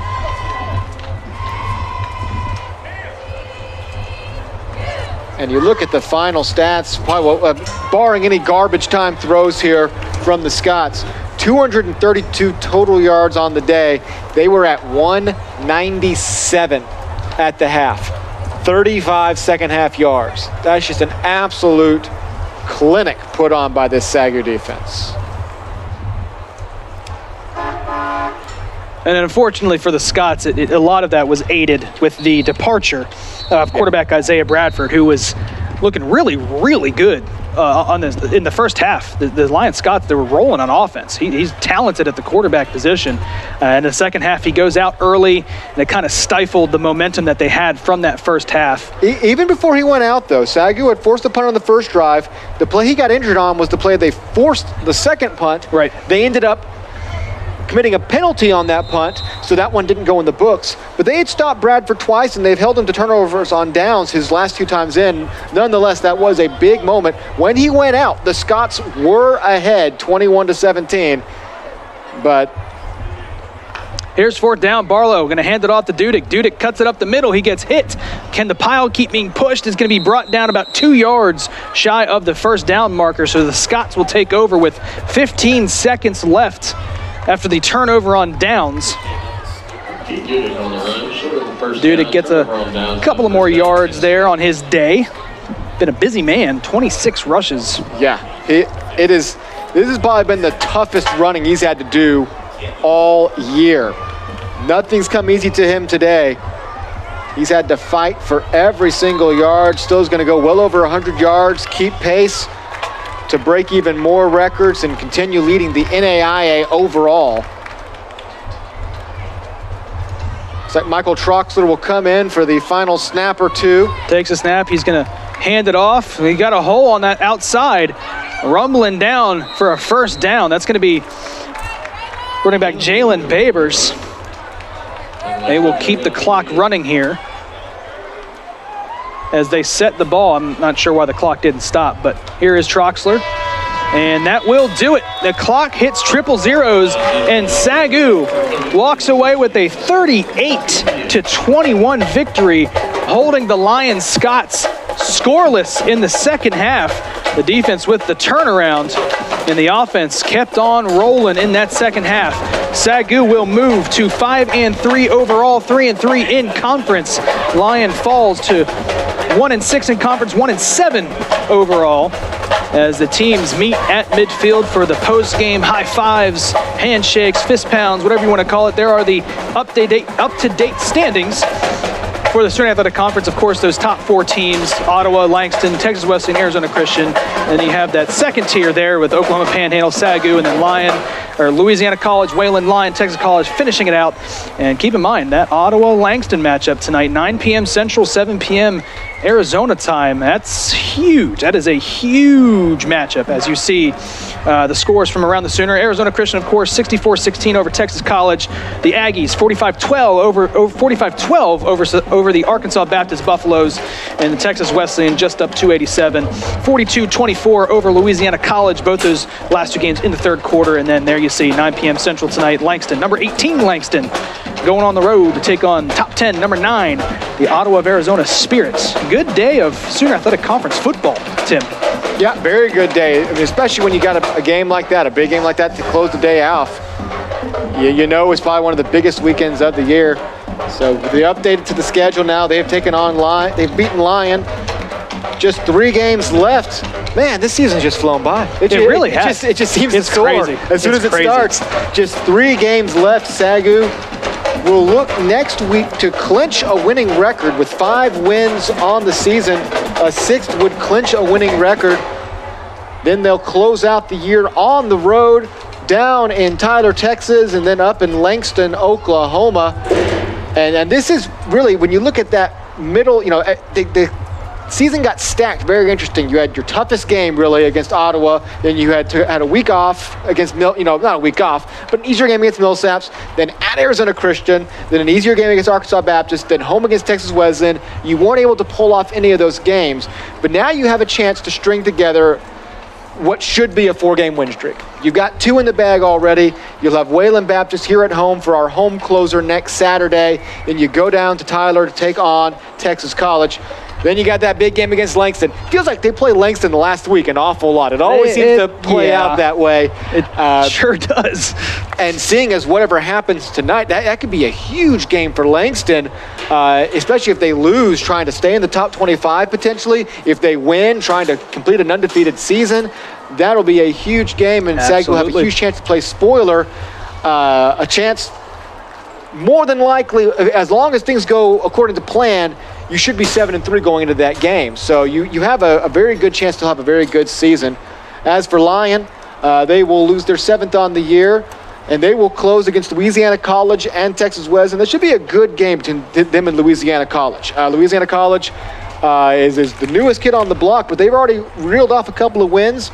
And while they're losing Texas Wesleyan right now, they're putting some points up. They're putting a really big challenge up there in Fort Worth. So that could be a very good game 2 weeks from now. They have next week off. Let's talk about Lyon, because you see the win against Texas College last week, 33-32. This was their second best game of the season that they played. They came into Waxahachie, not a short bus ride down here to Waxahachie, and they went up 21-17 in the first half. Their offense looked for lack of a better word, looked incredible in that first half. Isaiah Bradford was really very efficient. He looked good. He is just a junior, so they got him for another year. This Lyon College team, the what you see on the screen right now, the losing streak to start the season and the loss here today, I don't think that speaks to a 1-7 football team. They have some talent. Really, you see it kind of pick up starting with Arizona Christian. Now, that's a pretty big blowout, but they hadn't broken 20 points before playing Arizona Christian. So to play a team like that that's so solid and at least put some points on the board, didn't get a win, and then put a little bit of a fear in SAGU's heart, midway through the third quarter, absolutely. Still being ahead.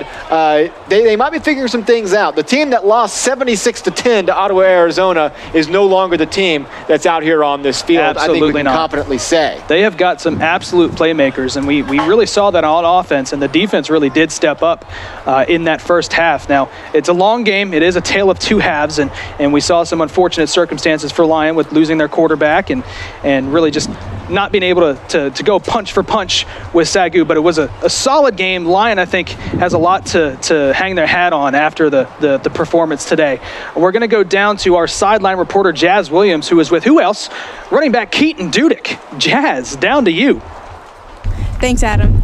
Keaton, you've had an outstanding season so far. You broke the all-time single-season rushing records this game. How do you feel to have such an amazing accomplishment as well as a big record? It feels great. It's not all about me. It comes down with our O-line and our receivers, our quarterback doing their job.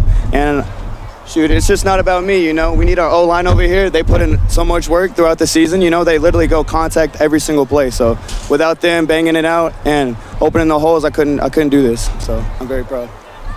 It's also it seems that everybody's waiting on their toes for your next achievement. You have so many records that could be stacked up this season. What's your mindset going forward towards the end of conference play? Just keep my head down and keep working. Each and every day I always say on Twitter or just responding to anybody, it's a day-by-day thing. And you just got to put in the work, and hard work pays off. And I'm just proud of our team. I can't wait for next week. Can't wait for our coaching staff to give us a game plan and try and execute it our best. Thanks, Keaton. Back to you, Adam. Thank you, Jazz. Thank you, Keaton. There you have it. I mean, you got to love when a running back gives credit to the big guys. Those big guys don't get their names called nearly enough. So when they go back and watch us and hear the shout out that Dudek had for the offensive line, they're going to love that. I mean, you got to as a running back. I mean, if you're not giving credit to those guys, it's the one position that clearly, if things go wrong on the front line, you can't do it. But if things go right on the front line, then Keaton Dudek takes care of business. The all-time single-season rushing leader for the SAGU Lions. And right now, it's not about breaking records. It's about making records unbreakable for him around here. Absolutely. It could be a long time before anybody's coming near him with 3 more games left on the slate. Absolutely. Let's take a look at our upcoming broadcasts here on the SAGU Sports Network. This Friday, October 29th, 7 p.m., the SAGU Lady Lions take on the OPSU Aggies in volleyball, and then they turn right around the next day, October 30th, 1 p.m. start against Wayland Baptist. The Lady Lions making some noise in the Sooner Athletic Conference, always so competitive. And then, of course, next Saturday, 1 week from today, the Wayland Baptist Pioneers come to town, and SAGU, the Lions, look to make it 3 in a row right here, 2 p.m. kickoff with a 1:30-ish pregame time. You can watch that here on YouTube at SAGU Sports Network. You can watch today's game with hundreds of others on demand anytime on the SAGU Sports Network YouTube channel. Be sure to like this video, hit the subscribe button for game notes, news, highlights, and more. Follow the SAGU Sports Network on Twitter and Facebook. Final score again, the SAGU Lions 38 and the Lions Scots 21.